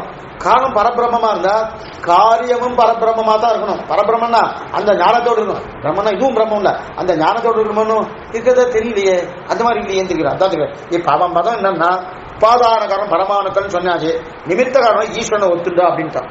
உபாதான காரணம் இது மண் உபாதான காரணம். நிமித்தன் யாரு? கொயவன் இருக்கு இல்லையா? அப்படின்னா நமக்கு அப்படிதான் வேணும். உபாதான மண்ணா இருக்கட்டும், நிமித்தம் கொயவனா இருக்கட்டும். ஏன்னா நாம ஒரு கொயவன் நானே மண்ணாக மாறி குடமாக மாற போறேன் சொல்லுவாரா? இப்ப அதுதான் நம்ம சொல்லிட்டு இருக்கோம், நம்புற மாதிரி இருக்கும். பரபிரம்னா பரபிரமே உபாதான காரணம், பரபிரமே நிமித்த காரணம், பரபிரமே சககாரி காரணம். இப்ப பரபிரமே உபாதான காரணம்னா பரபிரமே மண்ணு, பரபிரமே நிமித்த காரணம்னா அந்த பரபிரமே கொயவன். அப்ப இந்த கொயவன் என்ன சங்கல்பிக்கிறான்? நானே குடமாக போகிறேன் அப்படின்னு கொயவன் சங்கல்பிக்கிறான் இல்லையே. மண்ணை வைத்துக் கொண்டு குளம் பண்ண போகிறேன் தான் கொயவன் சொல்றான். அதே போல பரபிரமம் என்ன சொல்லிருக்கணும்? இந்த ஜெகத் சிருஷ்டியை ஏதோ ஒன்று வைத்துட்டு ஜெகத் சிருஷ்டி பண்ண போறேன் அப்படின்னு சொல்லிருக்கணும். நானே ஜெகத்தாக ஆகப் போகிறேன். இது போல கொயவன் சொல்ல கொயவன் நானே குணமாக ஆகப்பறன்னு சொன்னா என்ன தப்போ அதே மாதிரிதானே இங்கே இருக்கு. இப்ப நமக்கு இது நேரடியா பார்த்தா சரியா வரலையே சுவாமி. வைசேஷிக நையாயிரம் சொல்றதுதான் நியாயம், சரியா சொல்லியிருக்காங்க. உபாதான காரணம் வேறுதான், நிமித்த காரணம் வேறுதான். ரெண்டுமே ஒன்னா இருக்கிறது வாய்ப்பே கிடையாது தான் இருக்கிறார். அப்ப ஒண்ணு வேண்டாம், பொற்கலண்டை கொடுத்தோம், தட்டாண்டை கொடுத்தோம், இது தங்கத்தை கொடுத்தோம், தங்கத்தை கொடுத்தனே நானே சங்கிலி ஆயிடுறேன் சொல்லுவானா? தங்கத்தை வைத்துக் கொண்டு சங்கிலி பண்றேன், தங்கத்தை வைத்துக் கொண்டு மோதிரம் பண்றேன், தங்கத்தை வைத்துக் கொண்டு அட்டிகை பண்றேன். அப்ப உபாதான காரணம் தங்கம், நிமித்த காரணம் பொற்கொள்ளனான தட்டன். அப்படி இருக்கச்சே. ஆனா பிரம்ம மட்டும் என்ன பண்ண வேறுபட்டது என்னன்னா நானே ஜெகத்தாக ஆக போகிறேன். நமக்கு இங்க என்ன சந்தேகம் வரும்னா எப்படி சுவாமி அவரோ பரபிரம்மம் இதுவும் அச்சித்து, பரபிரம்மமாக இருக்கக்கூடிய அந்த தன்மை அச்சித்தா மாறுதுன்னா அப்ப காரண காரிய பாவமும் மாறிடுது. அவன் சொல்றதுன்னு சரியா இருக்கு, என்னவா இருக்கு? ரொம்ப ஆசைப்படுகிறார். அதாவது அப்ப பிரம்மம் மட்டும் நானே ஜெகத்தை ஆகணும், அதாவது நான் ஜெகத்தை உருவாக்க போகிறேன் சொல்றது மட்டுமல்ல ஜெகத்தாக ஆகப்போ ரெண்டும் சொல்லிக்கும். நானே ஜெகத்தை உருவாக்க போகிறேன், நானே ஜகத்தாக ஆகப் போகிறேன். ரெண்டுமே சேரவே சேராது. நானே காலட்சேபம் பண்றேன் சேர்ந்துடும். என்ன, நானே காலட்சேபமாக ஆகப் போகிறேன். இதான் சேரதா பாருங்க, சேரவே சேராது. ஆனா பிரம்மன் இப்படிதான் சொல்றது, ததேவானு பிராவிசது ததனு பிரதிஷ்ட சஸ்தத்யஸ்தாதவது நிருக்தஞ்சா நிருக்தஞ்சா நிலையனஞ்சா நிலையனஞ்சா விஜயானஞ்சா விஜயானம். சாஸ்திரம் கோஷிக்கிறது அத்தனையும் நானே நானே நானே. கல்ஞானம் செய்தேனும் யானே என்னும் கல்ஞானம் ஆவேனும் யானே என்னும் கல்ஞானம் செய்வேனும் யானே கடல்ஞானம் கீண்டேனும் யானேனும் கல்ஞானம் உண்டேனும் யானேயன் செய்கின்ற விதியெல்லாம் யானே என்னும் செய்வானின் அனகலம் யானே என்னும் செய்து முன் இறந்தவன் யானேயன் செய்கைப்பயன் உண்பேனும் யானே என்னும் செய்வார்களை செய்வேனும் யானே என்னும். அகங்கிய சர்வஜானம் போக்தாச்ச பிரபுரேவச்ச கண் கீதில சொல்றான்.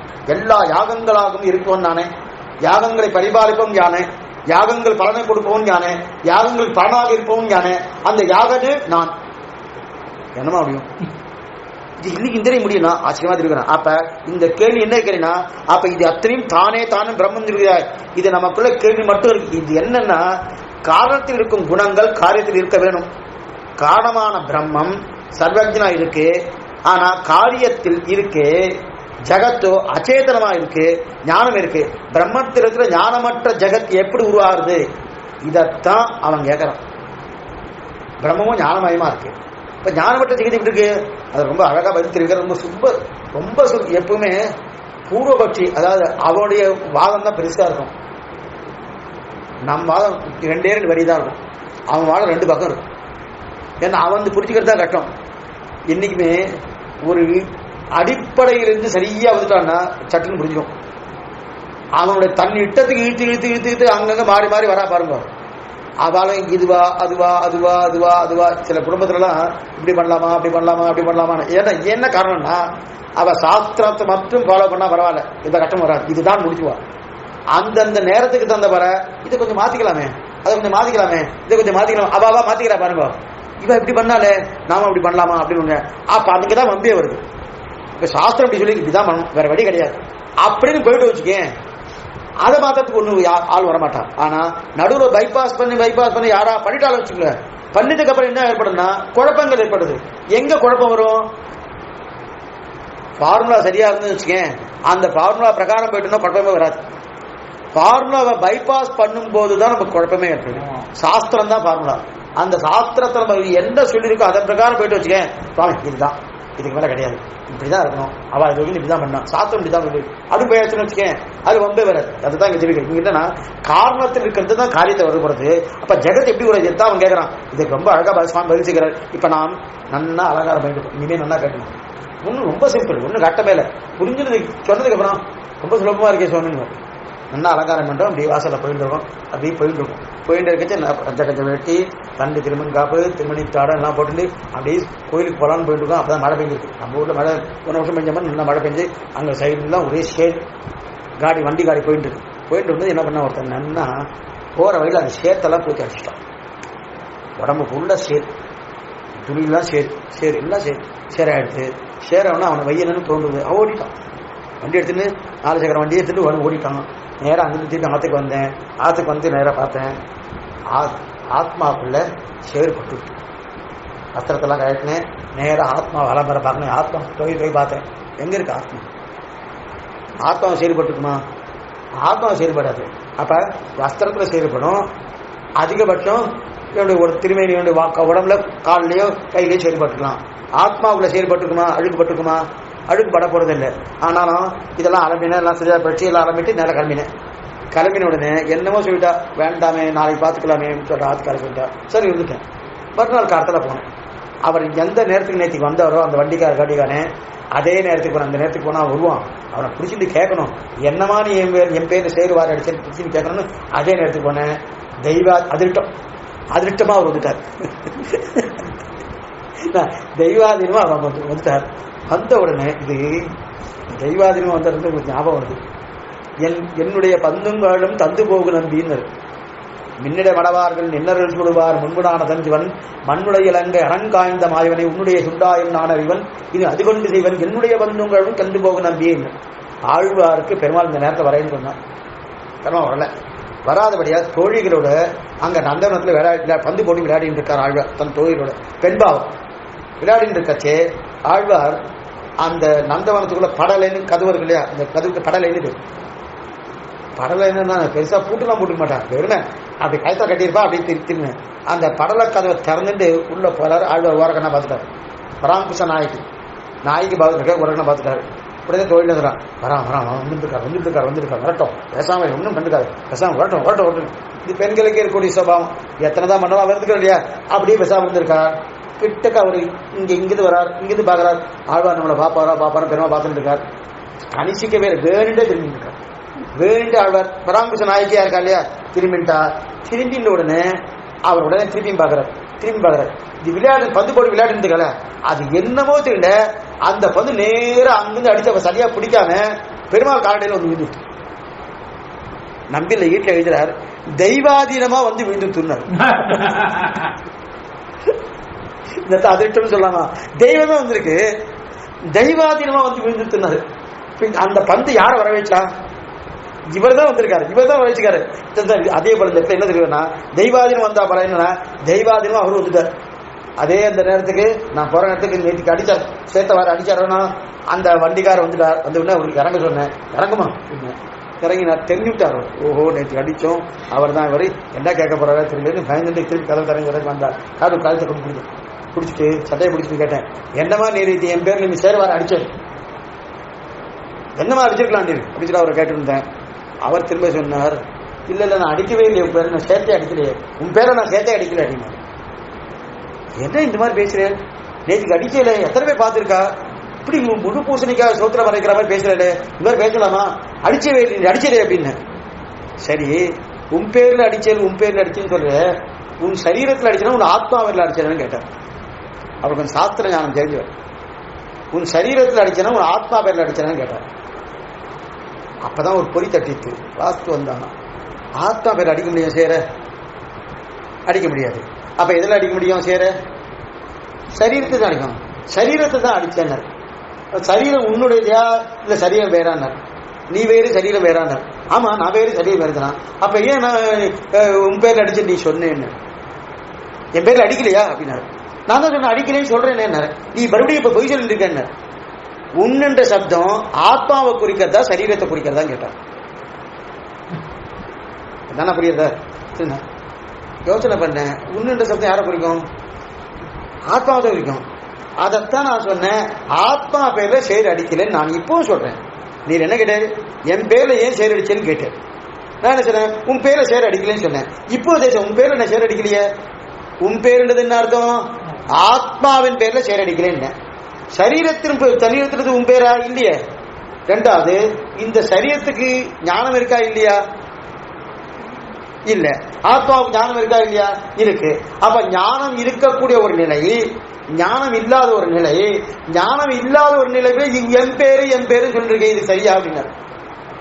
உன் பேருன்றது ஞானம் இருக்கு, அதே இன்னொரு ஞானம் இருக்கக்கூடிய ஒரு வஸ்துவை சேர்த்துன்னு உன் பேரு சொன்னா ஒத்துப்பேன். நீயோ ஞானம் இருக்கக்கூடிய ஒரு வஸ்துவை விட்டுண்டு ஞானம் இல்லாத வஸ்துவோட சேர்த்து என் பேரு சொல்றேன், இது சரியான்னு கேட்டான். சொல்றது புரியுதா? அதே போலதான் இது அடிப்படையை வச்சுருக்கோ, இதை கொண்டு அங்கே கொண்டு அப்ளை பண்ணணும். இப்போ இது வந்து என்னன்னா, இப்போ உன் பேர் என்ன சுவாமின்னு கேட்டோம்னா, என் பேர் என்ன பேருன்னு சொன்னேன். இப்போ உன் பேர் அந்த பேர் சரீரத்துக்கு பேரா ஆத்மா பேருனா, சரீரத்துக்கு தான் பேரு, ஆத்மா பேரு அப்படி இருக்காச்சு.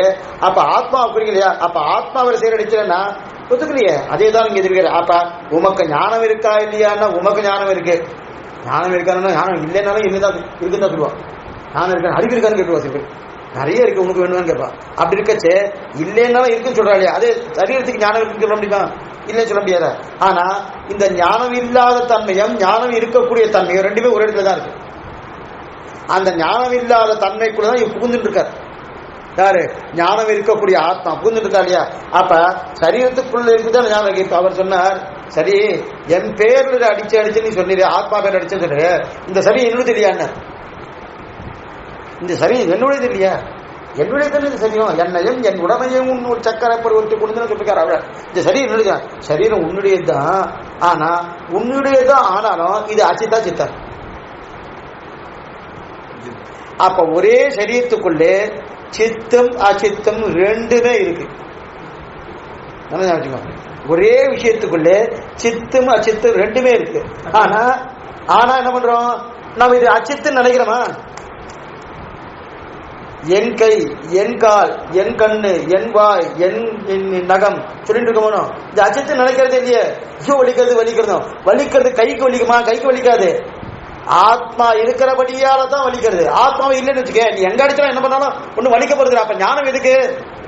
ஆத்மாவுக்கு அதான் சொல்லுற. அப்ப ஆத்மான் பேர்ல சேடு தட்டாலும் பார்த்தேன். அது போல பரமாத்மா சர்வஜா இருக்கான். அந்த அந்தராத்மா போல ஜீவாத்மாக்கள் அத்தனை பேரும் அச்சித்து அவனுக்கு சரீரமா இருக்கு. பரமாத்மா அந்தராத்மா இருக்கான், அவனுக்கு சரீரம் எதுமா இருக்கு? இந்த அச்சித்தும் ஜீவாத்மாவும் அவனுக்கு சரீரம். ரொம்ப சிம்பிள், ரொம்ப கட்டமே இல்லை. இந்த ஜீவாத்மாவும் இந்த சரீரமும், அதாவது சித்தும் அச்சித்தும் பரமாத்மாவுக்கு சரீரம். அப்ப பரமாத்மாவோட சரீரம் அச்சித்தா? சித்தா? அச்சித். சித்து இல்லை. வச்சுக்கோ, பரமாத்மா சரீரம் அது அச்சித்து, சித்து இல்லை. அப்ப பரமாத்மா பரமச்சேத்தனம்.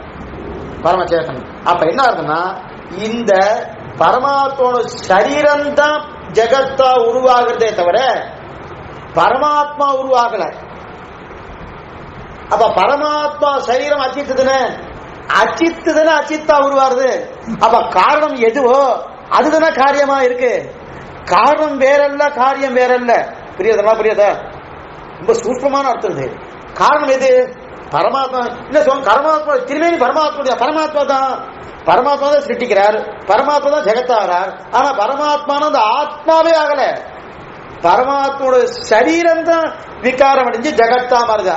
ஜெகத்தா மாறுறது விட அவரே மாறுறது இல்லையா? அப்ப அதுதான் அச்சித். அச்சித்தா என்னது? பரிணாமத்தை அடைகிறது. எது? பரமாத்மா சரீரம் தான் பரிணாமத்தை அடைகிறது விட பரமாத்மாவுடைய ஆத்மா மாறல. ஆத்மா அபிகாராய சித்தாய நித்தியாய பரமாத்மா சதைக்கு ரூபரூபாய, அது அப்படியேதான் இருக்கு. ஆனா அந்த ஜடாத்மாவோட சரீரம் இருக்கு இல்லையா, சரீரம் தான் மாற. இந்த விஷயம் தான் அத்வைத்தியால சொல்ல முடியாது. ஏன்னா அவ சரீரத்தை ஒத்துக்கலையே. என்ன பரமாத்மாவுக்கு சரீரம்னு ஒத்துக்கலையே. பரமாத்மா எப்படி இருப்பாருன்னா பரமாத்மான்னு கிடையாது. ஏன்னா பரமாத்மான்னு சொன்னா ஜீவாத்மா உண்டான்னு கேட்பா. பிரம்மம், பிரம்மம்னா அதுக்கு இன்னொன்னு இருக்குன்னு வராது. என்ன புரியுது? பிரம்மம்னு சொல்லியாச்சுன்னா அதுக்கு எதிர்த்தட்டா இன்னொன்னு சொல்ல முடியுமா? சொல்ல முடியாது. ஆனா பரமாத்மா சொல்றது அதுக்கு எதிர்த்தட்டா ஜீவாத்மா சொல்லலாம். அதான் அந்த அச்சித் பிரகிருதி பிராகிருதிகா மாறுதே தவிர அப்ப பரமாத்மாவின் சரீரமான அச்சித்துக்கு தான் ஞானம் இல்லை. புரியுதா? பரமாத்மா சரீரமா அச்சித்து தான். பரமாத்மா அச்சித்தான ஞானமற்றதா பிரகிருதியிலிருந்து உருவான ஜகத்துக்கும் ஞானம் இல்லை. புரியுது? அவன் என்ன கேட்டான்? இது அச்சித்து, பரமாத்மா பரமச்சேத்தனன், பரமச்சேத்தனன் தானே ஜகத்தா உருவாரன்னு சொன்னா, அப்ப அந்த ஜகத்தா உருவாகக்கூடிய பரமச்சேத்தனமா இருக்கக்கூடிய அந்த பரமாத்மா இதுவும் ஞானமயமா இருக்கணுமே அப்படின்னா, ஆமா இது ஞானமயமா இருக்கின்ற அவசியம் இல்லை. ஏன்னா காரணத்திலிருந்து தான் காரியம் வரக்கூடாது. காரணம் ஞானம் இருக்கிறபடியாலே காரியமும் ஞானம் இருக்கணும்னா இல்லையே. காரணம் ஞானமற்றதா இருக்கு. எது? பரமாத்மாவுடைய இல்ல, பரமாத்மாவுடைய சரீரம் தான். அப்ப அது வேறு இதுவா? அவன் சரீரம் தானே, அது வேறு இது இல்லையா? அவன் சரீரம், சரீரம் அச்சித்தானா சரீரம் அச்சித்து. என்ன புரியுதா? சரீரம் அச்சித்து இதுதான். அப்ப பரமாத்மாவுக்கே அச்சித் சரீரமாக இருக்கிறபடியால அந்த சரீரம் தான் மேற்கொண்டு பிரகிருதி பிராகிருந்த மாறினபடியால் ஈஸ்வர ஜெகத் காரணத்துக்கு குற்றம் வாராது. புரியுது?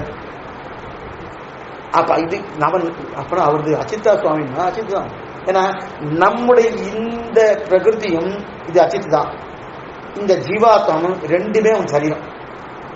அவனுக்கு சரீரமான வழியில் அது சித்தா மாறிடுவான்னா அதெல்லாம் ஆகாது. அது ஒரு நிலை அப்படியே தான் இருந்துருக்கும். அது எப்பவுமே மாறவே மாறாது. அதான் தெரியாது. இது ஒரு சின்ன டவுட் சொன்னோம் அப்படின்னு நம்ம வந்து ஆத்மாவை வந்து சித்து ஞானம் உள்ளதுன்னு சொல்றோம்.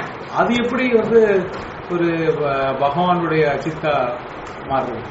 பகவானுடைய சித்தல அவன் அதே இந்த சித்தே பகவான் சரீரமா இருக்கு, இந்த அச்சித்தே பகவான் சரீரமா இருக்கு. இந்த சித்தை அப்படியே சிருஷ்டிச்சுடுறான், இந்த அச்சித்தை அப்படியே சிருஷ்டிச்சுடுறான். இல்ல நான் கேக்குறது அச்சித்து பகவானுடைய சரீரமாக்குறது அதுல கன்ஃபியூஷன் இல்ல. நம்மளுடைய ஆத்மா நம்மளுடைய சரீரம் ரெண்டுமே பகவானுக்கு சரீரம் அப்படின்னு சொல்லும்போது நம்ம ஆத்மா ஞானம் உள்ளது சித்துன்னு சொல்றோம். அந்த ஞானம் உள்ள சித்து பகவானுடைய சரீரமா மாறும்பொழுது அது ஞானமற்ற தன்மை, அது அச்சித்துன்னு சொல்றாங்க. அங்க எனக்கு கிடைக்கிற மாதிரி மேல வரப்போகுது. இல்ல இல்ல இல்ல வேற அது வேற சொல்றேன். இதோடு எடுத்துட்டா இது ரொம்ப ஆகும். மேல அந்த அவன் சரீரமா அச்சித்தும் சரீரமா இருக்கக்கூடிய நிலையில இந்த அச்சித்தும் சித்தும் எந்த ஸ்டேஜில் இருக்குன்னு தெரிஞ்சாதான் இதுக்கு பதில் கிடைச்சிடும். இதுக்கு பதில் கிடைச்சிடும். அது சொல்ல போறேன், மேல சொல்ல போறேன். ஏன்னா சொல்லியிருக்கேன், மறுபடியும் சொல்றேன். ஏன்னா இந்த சரீரமும் அச்சித்து, அச்சித்தும் சித்தம் பகவானுக்கு சரீரமா இருக்கு இல்லையா? எப்பவுமே சரீரம் தான், இப்பவும் சரீரம் தான், அப்பவும் சரி. அப்ப நான் பிரளய காலத்திலையும் சரீரம் தான், இப்பவும் சரீரம். ஆனா வித்தியாசம் இருக்கு. என்ன வித்தியாசம்னா, இப்ப சூஷ்ம சேதனா விசிஷ்ட பிரம்மம், ஸ்தூல சேதனா விசிஷ்ட பிரம்மம் ரெண்டு இருக்கு. நம்ம இதை ஞாபகம் வச்சுதான் அது புரியும். சூஷ்ம சேதனா விசிஷ்ட பிரம்மம் ஈஸ்வரனை காரணமா ஒத்துக்கிறோம். எப்படின்னா, எப்படிப்பட்ட ஈஸ்வரன் தெரியுமா? சூஷ்ம சேதனா விசிஷ்ட பிரம்மம் பகவான் தான் காரணம் ஜகத்துக்கு. அந்த காரணம் வரைச்சே ரெண்டு விஷயம் அதை தெரிஞ்சுக்கணும். சூஷ்ம சேதனா விசிஷ்ட பிரம்மம், ஸ்தூல சேதனா விசிஷ்ட பிரம்மம். சூஷ்மன்னா என்னன்னா நாம ரூபங்கள் எதுவுமே இருக்காது, வஸ்துவே தெரியாது, சூஷ்மமா இருக்கும். அதுக்கு ஒண்ணுமே இல்லாத இல்லை, அப்பவும் போய் பகவான் போய் விட்டுட்டு இருக்கும். இது பிரளய காலத்துல. ஸ்தூலம்னா கண்ணு காது மூக்கு இதெல்லாம் சிட்டிக்கிறதுல சிட்டு ஆனதுக்கு அப்புறம் மற்றதெல்லாம் கிடைக்கிறது. இதுக்கு ஸ்தூலன்னு பேரு. நான் விவரிக்கிறேன். இது விவரிச்சதான் இது பூர்ணமா தெரியும். இதுல என்ன தெரிவிக்கிறேன்னா, ஆக சதைவ சூமை இதமக்ராசி ஏகமேவ அத்திதீயம் என்றும் ஏகோகவை நாராயணாசன் நப்ரம்மா நேசானகா என்றும் ததாத்மானம் ஸ்வயமகுருதா தத்மா தத் குருத முக்சதிகிரி என்றும் எத்வைத சுகிருதம் ரசோவை சகா ரசக்ஷேவாயாம் லத்வானந்தி இதெல்லாம் ஸ்ருதி சுருதி சிபுக்ஷம் அப்படின்னு என்ன அர்த்தம்னா, வேதாந்தத்தினுடைய ஜகத்வாரத்தை நன்றாக சொல்லப்பட்டிருக்கு. அது என்ன தெரியுது? நாராயணன் ஒருத்தந்தான் தான், ஏகோகவை நாராயணவாசி ந பிரம்மா ந ஈசானகா. இதை பிடிச்சுண்டா நாராயணன் ஒருத்தந்தான் இருந்தா சொல்லப்படுது. இப்ப பிரம்ம மட்டும்தான், பிரம்ம ஒக்கட்டே, வேற எதுவும் கிடையாது. அவன் தத்தனே மித்யா, நாராயணன் ஒண்ணுதான் இருந்தார், வேற யாரும் கிடையாது. அப்ப மற்றதெல்லாம் எங்க இருந்தது? மற்றெல்லாம் சூஷ்ம சித்த பிரம்மா பகவானுடைய சரீரத்தை போய் ஒட்டுண்டு. இந்த ஜகத்தாகட்டும், அச்சித்தாகட்டும், சித்தாக இந்த ஜீவாத் அத்தனையுமே அவன் சரீரம். அப்ப இப்ப இல்லையா? இப்ப ஓட்டிட்டு இருக்கு. இப்ப ஸ்தூலமா இருக்கு, அப்ப சூஷ்மமா இருக்கு. ஏன்னா இந்த ஜெகத் சர்வம் சரீரத்தை, இந்த ஜெகத்தே பகவான் சரீரம் தான். மலையை தெருவிடும் முன்னர் ஆழ்வார். அதனாலதான் மேல போக மாட்டேன்ட்டார் எம்பெருமானார்.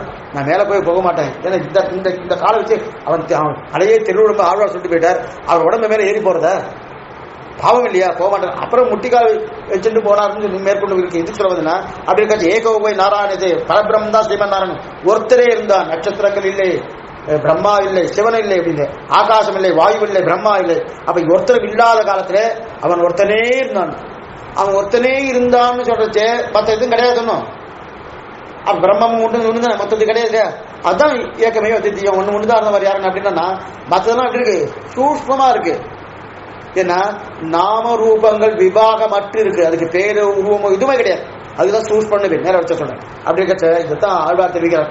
4ஆம் 10 திருவாழ்வு இதுல பூர்ணமா புரிஞ்சோம். சிருஷ்டிவிகம் ஒன்னும் தேவும் உலகும் உயிரும் மற்றும் யாதுமில்லா என்று நான்மகந்தனுடைய தேவர்களோடு உயிர் படைத்தான். உன்னம்போல் வடிவாடி திருக்குறுகுறந்து ஆதிப்பிரான் இருக்க மற்ற தெய்வம் நடைகிறேன். இதை எப்படி நம்ம அன்வயம் பண்ணினோம்? உலகம் உயிரும் மற்றும் யாதுமில்லா அன்று ஒன்றும் ஒன்று பின்னாடி சேர்த்தணும். எல்லாம் ஒன்று செய்யணும். உலகம் உயிரம் மற்றும் யாதுமில்லா அன்று ஒன்றும். அதுதான் தெரிகிறார். அப்ப இந்த அதுல ஆழ்வார் தெரிகிறார். வலிந்து லிங்கத்திட்ட புராணத்தீரும் சமணரும் சாக்கியரும் வலிந்து வாதி செய்வீர்களும் மற்றுனும் தெய்வமும் ஆகி நின்றான்னு இது இருக்கணும். இடத்துல வேதாந்த தேசிகர் பரமத பங்கத்தில் ரொம்ப அசிமா எடுக்கிறார். என்ன தெரிகிறேன்னா, வலிந்து வாதி செய்வீர்களும், இந்த பாத்திரத்தை நீங்க முடிஞ்சதுக்கு அப்புறம் பாருங்க, வாதி செய்வர்கள் தார்க்கிகர்கள். அதுதான் யார் சொல்றாரு? இந்த நையாயிக வைசேஷிகர் தான் அங்க கண்டிக்கிறார் ஆழ்வார். வலிந்து வாதி செய்வீர்கள் என்ன? இந்த தர்க்கத்தாலே வாதம் பண்ணிட்டே இருக்கா பாருங்க. என்ன தர்க்கம்? காரணத்தில் இருக்கிறது காரியத்தில் இருக்கணும், காரணத்தில் இருக்கிறது காரியத்தில் இருக்கணும். இதுல தர்க்கவாதம். சாஸ்திரம் சம்மதித்த தர்க்கவாதம் இல்லை. அதுதான் வலிந்து வாதி செய்வீர்கள். தார்க்கிகர்கள் பேர். அந்த வலிந்து வாதி செய்வதும் மற்றொன்னும் தெய்வம் ஆகி நின்றான் தெரிவிக்கிறார் இல்லையா, அதைத்தான் தெரிவிக்கிறார். அப்ப நையாக்க வைசேஷிகனா அங்க தெரிவிக்கிறார். அப்ப வேண்டுமென்று தர்க்கம் பண்ணுவீர்கள், அதைத்தான் வலிந்து வாதி செய்கின்றது. அப்ப பரமாணுக்கள் ஜெகத்காரன் சொன்னா ஏன் விஷ்ணு புராணத்தை தெரிவிக்கிறார் பராசர மகரிஷி. ரொம்ப ஆச்சரியமா தெரிவிக்கிறேன். சிரித்தவு ஆத்மானம் விஷ்ணு, அதாவது விஷ்ணு படைக்கிறான், விஷ்ணு படைக்கப்படுகிறான். ரெண்டு சப்தம் பண்ற. விஷ்ணு படைக்கிறான் என்ன பகவான் வந்து அவன் அந்த சப்தம் தான் வரும். ஆழ்வார் ஆச்சாரம் அவர் வரும். ஜீவன் தான் அவன் தான் வரும். விஷ்ணு படைக்கிறான், படைக்கப்படுகிறான். ரெண்டு ஒண்ணு சேர்மா பாருங்க. ஒண்ணு படைக்கப்படுகிறான்னா படைக்கிறான்னு வராது, படைக்கிறான் வந்தா படைக்கப்படுகிறான்னு வராது. தனக்கு தானே படைச்சிட்டு தனக்கு தானே இருக்க முடியாது. ஆனா விஷ்ணு பராசர மகரிஷி சொல்றாரு, அதாவது சிரிஜித்தவு ஆத்மானம் விஷ்ணு படைக்கப்படுகிறான், படைக்கிறான். படைக்கப்படுகிறான் என்றால் படைக்கிறான்னு சொல்ல முடியாது. இப்ப குடம் படைக்கப்படுகிறது, அதாவது கொயவன் சொல்றான். இப்ப ஆனா குடம் படைக்கப்படுகிறது, இது கொயவன். ஆனா பகவத் விஷயத்தில், அதாவது பகவத் விஷயத்தில் பிரம்மத்தின் விஷயத்தில் சொல்லப்படுபவன் அவன், சொல்பவனும் அவன், செய்யப்படுவதும் அவன், செய்பவனும் அவன், சொல்பவனும் கொயவனும் அவன், மண்ணும் அவன். அதே மாதிரி மூன்று காரணமும் அவன். அதுக்கு மேல கொயவனும் பிரம்மன் தான், மண்ணும் பிரம்மன் தான், எல்லாமே பிரம்மன் தான். இது பகவத் விஷயத்தில் மாதிரிதான். ஆனா சிருஷ்டிக்கப்படுவதும் பிரம்மம் தான். அப்படி இருக்குது இல்லையா? அப்ப சிருஷ்டிக்கப்படுவது அவன் சரீரத்தில் தான் மாறுதா சிருஷ்டி. அப்ப அவரே கொயவனா இருந்து என்னுடைய சரீரத்தில் ஜகத்தை உருவாக்கிறேன், என்னுடைய சரீரத்திலிருந்து ஜகத்தை உருவாக்கிறேன் அவர் சங்கல்பிக்கிறார். பகுஸ்யாம் பிரஜாயேய. இதில் எது காரணம், எது காரியம்? இது எது காரணம், எது காரியம்? பிரம்மமே காரணம், பிரம்மமே காரியம். ரொம்ப சிம்பிள். காரண காரியம் என்னன்னா, சாதாரண காரண காரியம் வெவ்வேறு தான் இருக்கும். பருப்பு துவரம்பருப்பு போட்டோம், காரணம். காரியம் எது? சாம்பார் சொல்றா இல்லையா, நெல்லி பருப்பு போடணும்னு சொல்றா இல்லையா, அது காரியம். அதே போல பிரம்மம் இருக்கு, காரணம். இப்ப காரியம் இது ஜெகத்தானா பிரம்மதான். இந்த பிரம்ம ஜெகத்தே பிரம்மம். அப்ப பிரம்மம் பிரம்மமே சிருஷ்டிக்கிறது, பிரம்மமே சிருஷ்டிக்கப்படுகிறது. அதனாலதான் எல்லாம், அதனால்தான் எல்லாம் எல்லாம் எல்லாம் கடல் ஞானம் செய்த ஞானம் இதெல்லாம் பூர்த்தி. அதுதான் பிரகலாதன் தெரிவிக்கிறான், நான் தான் எல்லாம் பண்ணேன், நான் தான் எல்லாம், நானே நானே நானே எல்லாம், நானே எல்லாம். இன்னும் அகம் பிரம்மாஸ்மி, அகம் பிரம்மாஸ்மி, அகம் பிரம்மாஸ்மி சொன்னேன். நானே பரபிரம்னா, நானே பரபிரம்னா என்ன அர்த்தம்? அந்த பரபிரம்மத்துக்கு என்னுடைய சரீரமும் இந்த சித்தும் சரீரமா இருக்கு, அதான் நானே பரபிரம்மம். அகம் பிரம்மாஸ்மின்னா அதான் அர்த்தம். அகம் பிரம்மாஸ்மி நானே பிரம்மம்னு அர்த்தம் இல்ல. சொல்லலாம் நானே பிரம்மன்னு விசிஷ்டாத்வைதியா சொல்லலாம். ஒரு நாள் சொல்றேன் இந்த விஷயத்த, அத்வைதி பாதம் வரைக்கும் சொல்றேன். நானே பிரம்மம்னு சொல்லலாமா? சொல்லலாம். எப்படி சொல்லணும் வந்து விசிஷ்டாத்வைதியா சொல்லணும், அத்வைதியா சொல்றேன். என்ன சொல்ல நியாயமே இல்லை. யாரோ ஒருத்தர் உடைச்சா மண் குடம், யாரோ ஒருத்தர் உடைச்சா பொன் குடம்ன்றாங்க. அத்வைதி மட்டும் நானே பிரம்மன்னு சொல்லக்கூடாது, விசிஷ்டாத்வைதியும் ஞானே பிரம்மன் எந்த நிலையில சொல்றான்னு வேலை வர சொல்றாங்க, அந்த இடம் வரைச்ச சொல்றேன். அதே போல இங்க அப்படி என்ன அப்ப சொல்ல, சரி புஷ்பத்தை எடுத்துக்கணும். அந்த புஷ்பம் எடுத்துட்டுனா புஷ்பத்தா சொல்றோம். புஷ்பம் எடுத்துட்ட புஷ்பமே காரணம், புஷ்பமே காரியமாகும். புஷ்பம் எடுத்துக்கணும், விடுதி புஷ்பம் தந்தியா இருக்குல்லையா, அதுதான் காரணம். தொடுத்துட்டு மாலை வந்துடுச்சு, இப்ப காரியம் ஆயிட்டா இல்லையா? சிம்பிள். புஷ்பம் இன்னொரு காரியத்தை பார்த்துதா இல்லையே? அந்த புஷ்பம் தான் காரணமா இருந்தது, விடுதி புஷ்பமா தனித்தனியா இருந்தது. மாலையா கட்டிட்டேன், கட்டினதுக்கு அப்புறம் பேர் மாறிட்டு புஷ்ப மாலைன்றோம். இதுக்கு முன்னாடி மாலைன்ற சப்தம் அதுக்கு வரல. அப்ப என்ன இருந்தது? புஷ்பம், விடுதி புஷ்பம். ஆனா இப்ப பேர் மாறி இருந்தாலும் காரியம் அதே தானே, வேற ஏதாவது மாறிட்டா அதான் தெரிவிக்கிறது. அப்ப புஷ்பம் காரணம் அப்படின்னா அது இதே கேட்போம். புஷ்ப மாலை, அப்ப புஷ்பம் அதே புஷ்ப மாலை அப்படின்னா இரண்டும் புஷ்பம் தானே. தனித்தனியா இருந்தா புஷ்பம், அது சேர்ந்துட்டுனா புஷ்ப மாலைன்னு வித்தியாசம். அப்ப தனித்தனியா விடுதி புஷ்பம் இருக்கு இல்லையா? அதே போல பிரம்மமே காரணம், பிரம்மமே காரியம். எப்படி? சூஷ்ம சேத்தனா சேத்தனங்களோடு கூடிய பிரம்மம் காரணம். சூஷ்ம நாம ரூபங்கள் உருவங்கள் எதுவுமே இல்லாம சூஷ்மமா இருக்கு. சூஷ்ம சேத்தனா சேத்தன, சேத்தன அச்சேதனங்கள் அப்படின்னு சொல்லலாம். இது சேர்ந்து சேத்தனா சேத்தனம் இருக்கு. சுவாதீன திரிவித சேத்தனா சேத்தன சொருவ ஸ்திதி பிரபத்திபன திராவிட திரிவித சேத்தன அச்சேதன. நம்ம சொல்றது என்ன? திராவிட சுவாதீன திரிவித சேத்தனா சேதனன்னு சொல்லிச்சு ஆடு விட்டுருவோம், ஆயன்னு சேர்த்தோம். திருப்பி நம்ம சேர்க்கறது இல்லை, சேர்க்கறதுனால தப்பு இல்லை, வந்துருக்குன்னு சொல்ல. ஆனா அங்க அர்த்தம் என்னன்னா சுவாதீன திருவித அச்சேதன அச்சேதன திருப்பி சித்தி பிரவருத்தி பேதம். அதே பாருங்க, சூஷ்ம சேத்தன சேத்தனங்களோடு கூடிய பிரம்மம் இது காரணம், ஸ்தூல சேத்தனம் சேத்தனா சேத்தனங்களோடு கூடிய பிரம்மம் காரணம். பிரம்மமேதான் காரணம், பிரம்மமேதான் காரியம். அப்ப பிரம்மம் பிரம்மமாக தான் இருக்கும். எது மாறுறது? அதன் சரீரம் தான் மாறிட்டு வருது. பிரம்மத்தின் சரீரம். இப்ப பிரம்மத்தின் சரீரம் பிரம்மம் இல்லையா? பிரம்மம் தான், பிரம்மமே மாறிடுது, பிரம்ம தான். இப்ப பிரம்மத்தின் சரீரம் அச்சித்தானா? அச்சித், புரியுதா? இப்ப பிரம்மத்தின் சரீரம் அச்சித்தா இருந்ததுன்னா அந்த பிரம்மத்தின் சரீரத்துக்குள்ள சித்தான என்னுடைய ஜீவாத்மா அந்த தின சுவாமி இருக்கு, அது என்னமா அச்சித்து சொல்லலாம்? சொல்றது புரியுதா? அது என்னமா அச்சித் சொன்னா அது அச்சித்த போலதான் இருக்குது. அங்க இருக்கச்சு எப்படி இருக்குன்னா, இந்த ஜீவாத்மா இருந்தாலும் அதுக்கு எந்த விதமான திருமேனி இல்லைன்னா அது கல்லு போல கட்டப்படதான் இருக்கும். சூஷ்ம நிலையில இருந்தா அது கல்லு போல கட்டப்படதான் இருக்கும். அதுக்கு எந்த ஞானம் இருந்து பிரயோஜனம் இல்லை. அந்த ஞானம் பிரகாசிக்கிறதுக்கு உண்டான வழி இல்லையே, வழி இல்லாத அச்சித்து போலதானே இருக்கு. அதைத்தான் தெரிவிக்கிறார். அப்ப எப்ப சரீரம் மாறுதோ பரபிரம்மம் தான் மாறுதுன்னு ஒத்துக்கொண்டாரோ இல்லையே, அதைத்தான் இருக்கிறார். அவனுடைய பிரம்மந்தன் வருது. அப்ப அவன் தான் ஜெகத்தை காண்பதை ஸ்தாபித்தார். இப்ப இந்த ரெண்டும் சேர்ந்து ஸ்தாபிக்கப்பட்டது. அதாவது இதுதான் சுவாமியார் எந்த ரெண்டு பரமாணுக்கள் ஜெகத்காரணம் இல்லைன்ற அது என்ன வந்து முதல்ல கிரியாசக்தி அதிருட்டம், அதற்கு மேல அனுமானிக ஈஸ்வரன் வந்து அதுவும் பிரத்யட்ச ஈஸ்வரன் வச்சுண்டு இல்லைன்னு நிரூபிச்சுட்டாரு. அதுக்கு மேல நம்மளுக்கு ஸ்தாபிக்கணும். இல்ல சுவாமி, நீங்க காரண காரியத்தை மாத்தி மாத்தி இருந்தீங்கள, காரணம் பரபிரம்மம், காரியம் எப்படி ஜெகத்தா இருக்குன்னு அது அச்சித்தாயனா?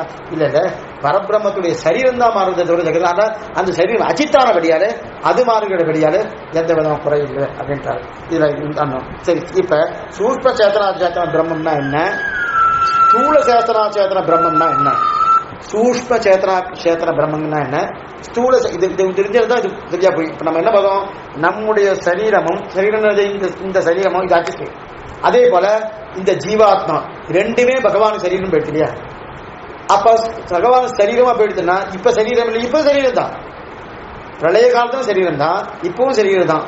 ரெண்டுமே சரீரமா இருக்கச்சே பிரளய காலம் இருக்கக்கூடிய நிலை என்ன, இப்ப இருக்கக்கூடிய நிலை என்ன? அப்ப பிரளய காலத்துல சூஷ்மம் சொல்லிட்டே இல்லை சுவாமி, சூஷ்மம் சொல்றச்சே அப்ப பிரளய காலத்துல இந்த ஆத்மாவுக்கு ஞானம் உண்டா இல்லையா? இருக்கு இல்லையா? இப்ப ஆத்மாவுக்கு ஞானம் உண்டுன்னா பகவத் சரீரம் என்னவா நீர் வந்து அச்சித்துன்னு சொல்லலாம்.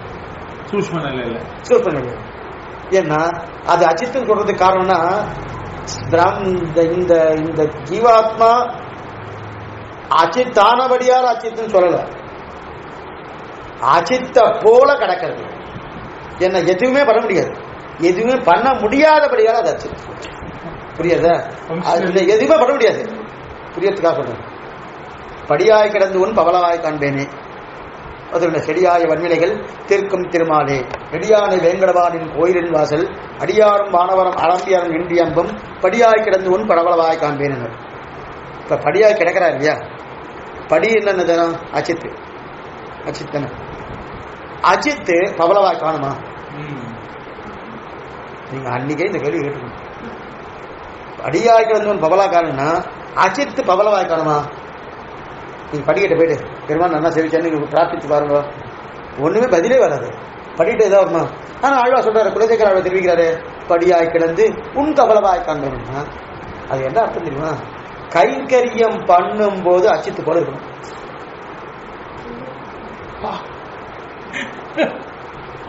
அஜித்து போல இருந்தா என்னமா கைங்கரியம் பண்ண முடியும்? அடுத்த கேள்வி வரும். அஜித் போல அஜித் என்ன ஞானமே ஞான சூன்யம் அஜித்து ஞான சூன்யம். இப்ப ஞான சூன்யமா இருந்தா என்னால கைங்கரியம் பண்ண முடியாது. என்னன்னா இந்த கைங்கரியத்துக்கு நீ வந்துட்டு வேணும். வந்துட்டு அப்புறம் அங்க ஞானம் இல்லாத தன்மையை வர வச்சுக்கணும்.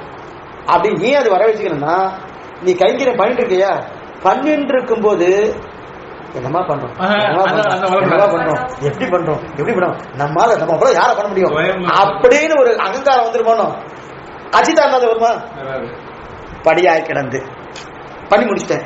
பண்ணி முடிச்ச உடனே அவன் பண்ணி முடிச்சுட்டான், என்னமா கைங்கரியம் பண்ணிருக்கான். ஒரு அச்சித்த போல இருந்துட்டு எனக்கு என்னமா கைங்கரியம் பண்றான், இந்த ஜீவாத்மா தான் எனக்கு வேணும் அவனுடைய முகம் வளர்த்தி இருக்கு இல்லையா, முகோல்லாகம், அந்த முக்கோலாசத்தை காமிக்கிறாங்க. காமிச்ச உடனே அவ்வளோ காமிக்கிறேன், அப்ப சித்து போல இருக்கணும், அப்ப சித்து போல இருக்கணும். இப்ப இந்த இடத்துல அது இல்லை. இந்த இங்க எதுக்கு சொல்ல வந்தேன்னா, அந்த இடத்துல போன உடனே இங்க சரீரம் இருக்கு, இங்க சரீரம் இருக்கு. சரீரம் இருக்கச்சு இங்க படியாய் கிடந்து பவளவாய் கிடந்து அச்சித்த போல நம்ம ஆக்கிக்கணும்னு இருக்கிறார். அச்சித்து இல்ல, அப்பவும் ஞானம் இருக்கு. ஆனா அங்க ஞானத்தை என்ன பண்ணும், பாஷாண கல்பம் வரைக்கும். இப்ப மதம் ஓரளவுக்கு நல்லதா இருக்கு. இந்த நையாகி வைசேஷிக மதம்ன்றது ஓரளவுக்கு நல்லது. பாஷாண கல்பம் போறது நிறைய பேர் இதுலதான் இருக்கா. பாஷாண கல்பம் தான் எதுவுமே வேண்டாம், இன்னும் பிடிச்சி வச்ச மாதிரி இருக்கு. ஏதாவது சொல்ல மாட்டியா, வாய் திறக்க மாட்டியா கேட்கறா பாருங்க. இதெல்லாம் பாஷாண கல்பம் தான். அப்ப பாஷாண கல்பம் போர் இருக்கிறதா படியாய் கிடந்து அப்படின்னு கைங்கரி பண்ணாம இருக்கிறது இல்லை.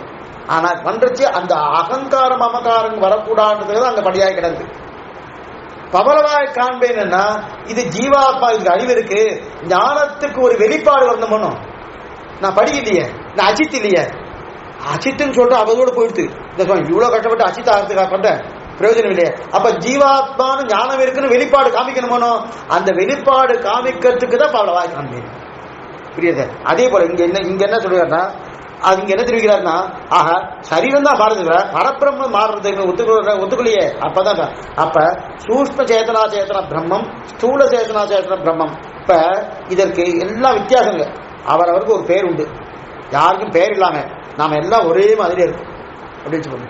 எல்லாரும் ஒரே முகம், எல்லாருக்கும் ஒரே மாதிரி வேட்டி கட்டிக்கிறா, ஒரே மாதிரி கண்ணாடி போட்டுக்கிறா, ஒரே மாதிரி திருமண் காப்பு, ஒரே மாதிரி பண்டு திருமண் தாமன், ஒரே நிலை, எல்லாரும் ஒரே உசரம், எல்லாம் அறிவா இருந்தானா அப்ப ஏதாவது வித்தியாசம் தெரியுமா? சுவாமி இவர் யாரு இவர் யாரு இவர் யாரு இவர் யாரு கேட்டுட்டு போகணும். இந்த ஒரு நிலை இருக்கணும், இந்த நிலை அப்படின்னு ஞாபகம் கேட்டுட்டு இருப்போமா இல்லையா? ஒண்ணு வேண்டாம், ஒரு 100 குரங்குகள் ஓடிட்டு இருக்கு, ஓடிட்டு இருக்கு. இந்த குரங்குக்கு என்னென்ன பேர் வச்சாச்சு. அப்ப உங்களுக்கு அதெல்லாம் தெரியுமா? வித்தியாசம் ஏதாவது தெரியுமா?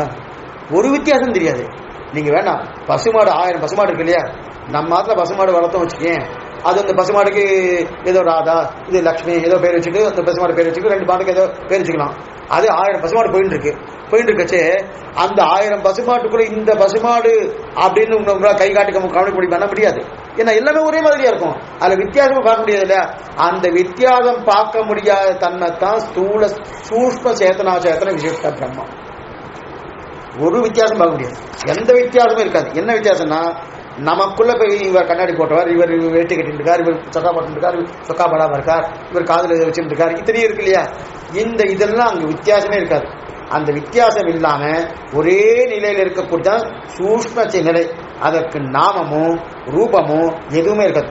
நாம ரூபம் தெரிகிற நிலைக்கு ஸ்தூலம்னு பேரு, நாம ரூபம் தெரியாத நிலைக்கு சூஷ்மம்னு பேரு. சூஷ்ம சேதனா சேதன விசிஷ்ட பிரம்மம், ஸ்தூல சேஷனா விசிஷ்ட பிரம்மம். எக்ஸாம்பிள் சொல்றேன். மண் இருக்கணும், மண். இந்த மண்ணை பார்த்துட்டு பொம்மைன்னு சொல்றோமா? இல்ல. அந்த மண்ணை பார்த்துட்டு இது வேற ஏதோ பொம்மைன்னு சொல்றோமா? இல்ல. ஆனா அதே அந்த மண்ணுக்கு இப்ப என்ன பேரு? உருவமும் இல்லை, ரூபமும் இல்லை, அதே போல அது இருக்கக்கூடிய நாமமும் இல்லை. மண்ணுன்னு இருக்கு, நாமம் இருக்கு அதுக்கு இல்ல. அதே பொம்மை ஆயிடுச்சுன்னா அந்த பொம்மைக்கு என்ன பேரு? அதுக்கு உருவம் வந்துடும். அப்ப மண்ணான தன்மையா இருக்கு, அதுதான் ஸ்தூலம்னு பேரு, சூஷ்மம்னு பேரு. அப்ப அது சூஷ்மமா இல்ல, நல்லா வச்சுக்கோ. நாமரூபங்கள் இல்லாத இருக்கக்கூடிய நிலைக்கு சூஷ்மம்னு பேரு. நாமரூபங்கள் ஏற்பட்டு அதுக்கு ஸ்தூலம்னு பேரு. இப்ப ஒரு பஞ்சு இருக்கு, பஞ்சு நூலாய் அதுக்கப்புறம் வேட்டியானதுக்கு அப்புறம் தானே பெருமாளை சாத்துறோம். பஞ்சாவா இருந்ததுதான் காரணம், காரியம் எது? வேட்டி வந்துருச்சு. அப்ப பஞ்சுனா அது இருக்குது, அதைத்தான். அப்ப பஞ்சா இருக்கக்கூடிய நாம ரூபம் எதா இருக்கா?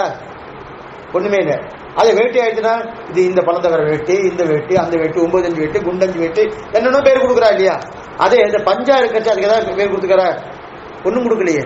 அதே நிலைதான். அப்ப ஒண்ணுமே இல்லை. அந்த பஞ்சையே பாருங்க, அந்த பஞ்சு எத்தனை கயரா மாத்துறேன், கடத்துல போட்டு தீர்த்தம் எடுத்துக்கிறேன், அந்த பஞ்சையை திரியா பண்ணிடுறேன், விலை கேட்டிட்டு இருக்கேன். அந்த பாருங்க, ஒரே பஞ்சுக்கு எத்தனை பிரயோஜனம் இருக்கு, ஒரே பஞ்சுக்கு எத்தனை உருவம் மாறுது. ஆனா அந்த உருவம் மாறி பேரு மாறிச்சுன்னா அதுக்கு ஸ்தூலம்னு பேரு. உருவமே மாறாத, உருவமும் இல்லாம நாமமும் இல்லாம இருந்ததுன்னா அதுக்கு சூஷ்மம்னு பேரு. பிரளய காலத்துல நாம அத்தனை பேரும் அப்படிதான் இருக்கும். பிரளய காலத்துல நாம அத்தனை பேரும் அப்படிதான் இருக்கும்.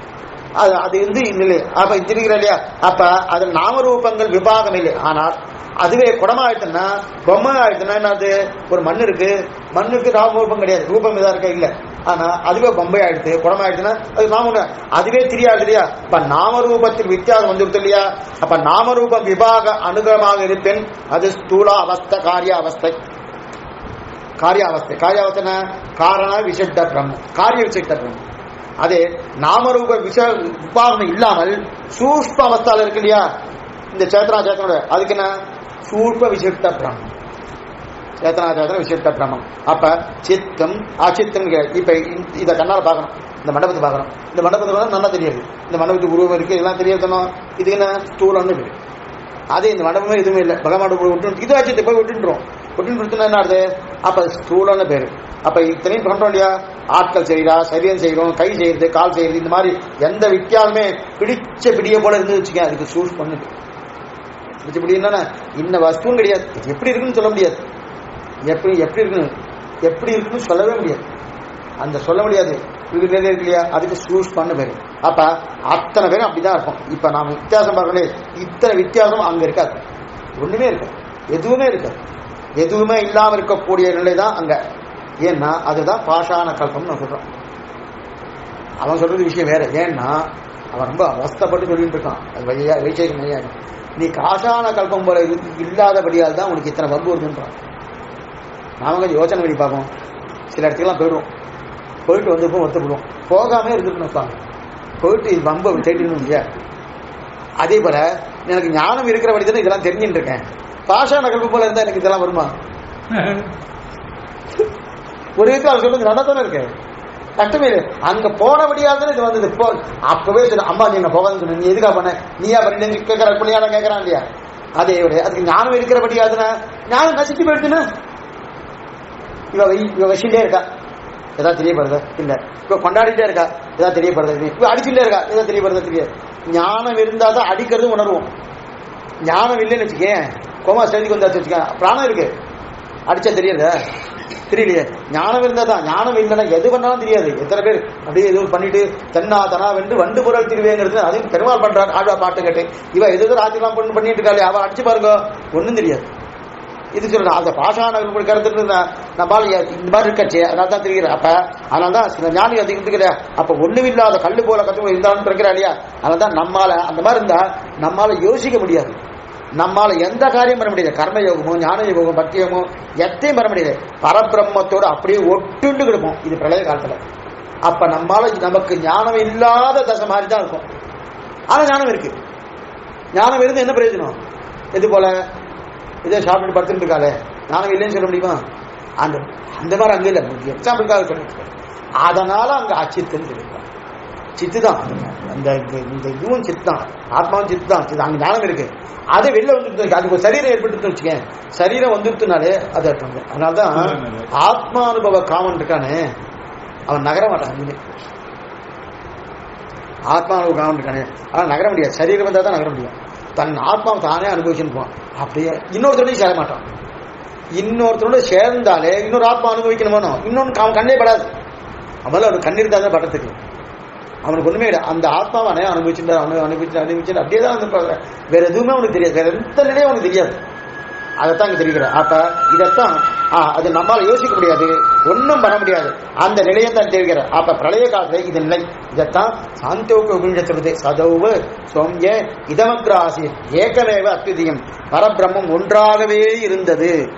இந்த வார்த்தை நீங்க வச்சுங்கோ, இது அத்வைதத்தில் நிறைய பார்க்கணும். சதேவ சோம்ய இதமக்ரவாசி ஏகமேவ அத்விதீயம், இது மகா வாக்கியம் சொல்லுவாங்க. ஏகமே ஒருத்தம் மட்டுமே இருந்தான், மற்றது இல்லை.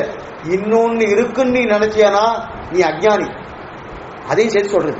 இதுதான் சக்கரை பிடிச்சிருந்தா பார்த்தா சாஸ்திரமே சொல்றது பாருங்க, ஒன்னே ஒண்ணுதான் இருக்குன்னு சொல்லி அது ஆசியமா இருக்கிற அங்க வச்சே பார்த்துக்கலாம். இதை ஏக்கமே அந்த பிரம்மம் உண்டாகவே இருந்து சித்து அச்சித்து இருந்து இரண்டும் பெருமாள் திரும்பி ஒட்டு கொண்டு இருக்கும். எப்படி ஒட்டின்னு இருக்குன்னா என்கிற எப்படி ஒட்டின்னு இருக்குன்னு வித்தியாசமே இல்லாம இருக்கும்.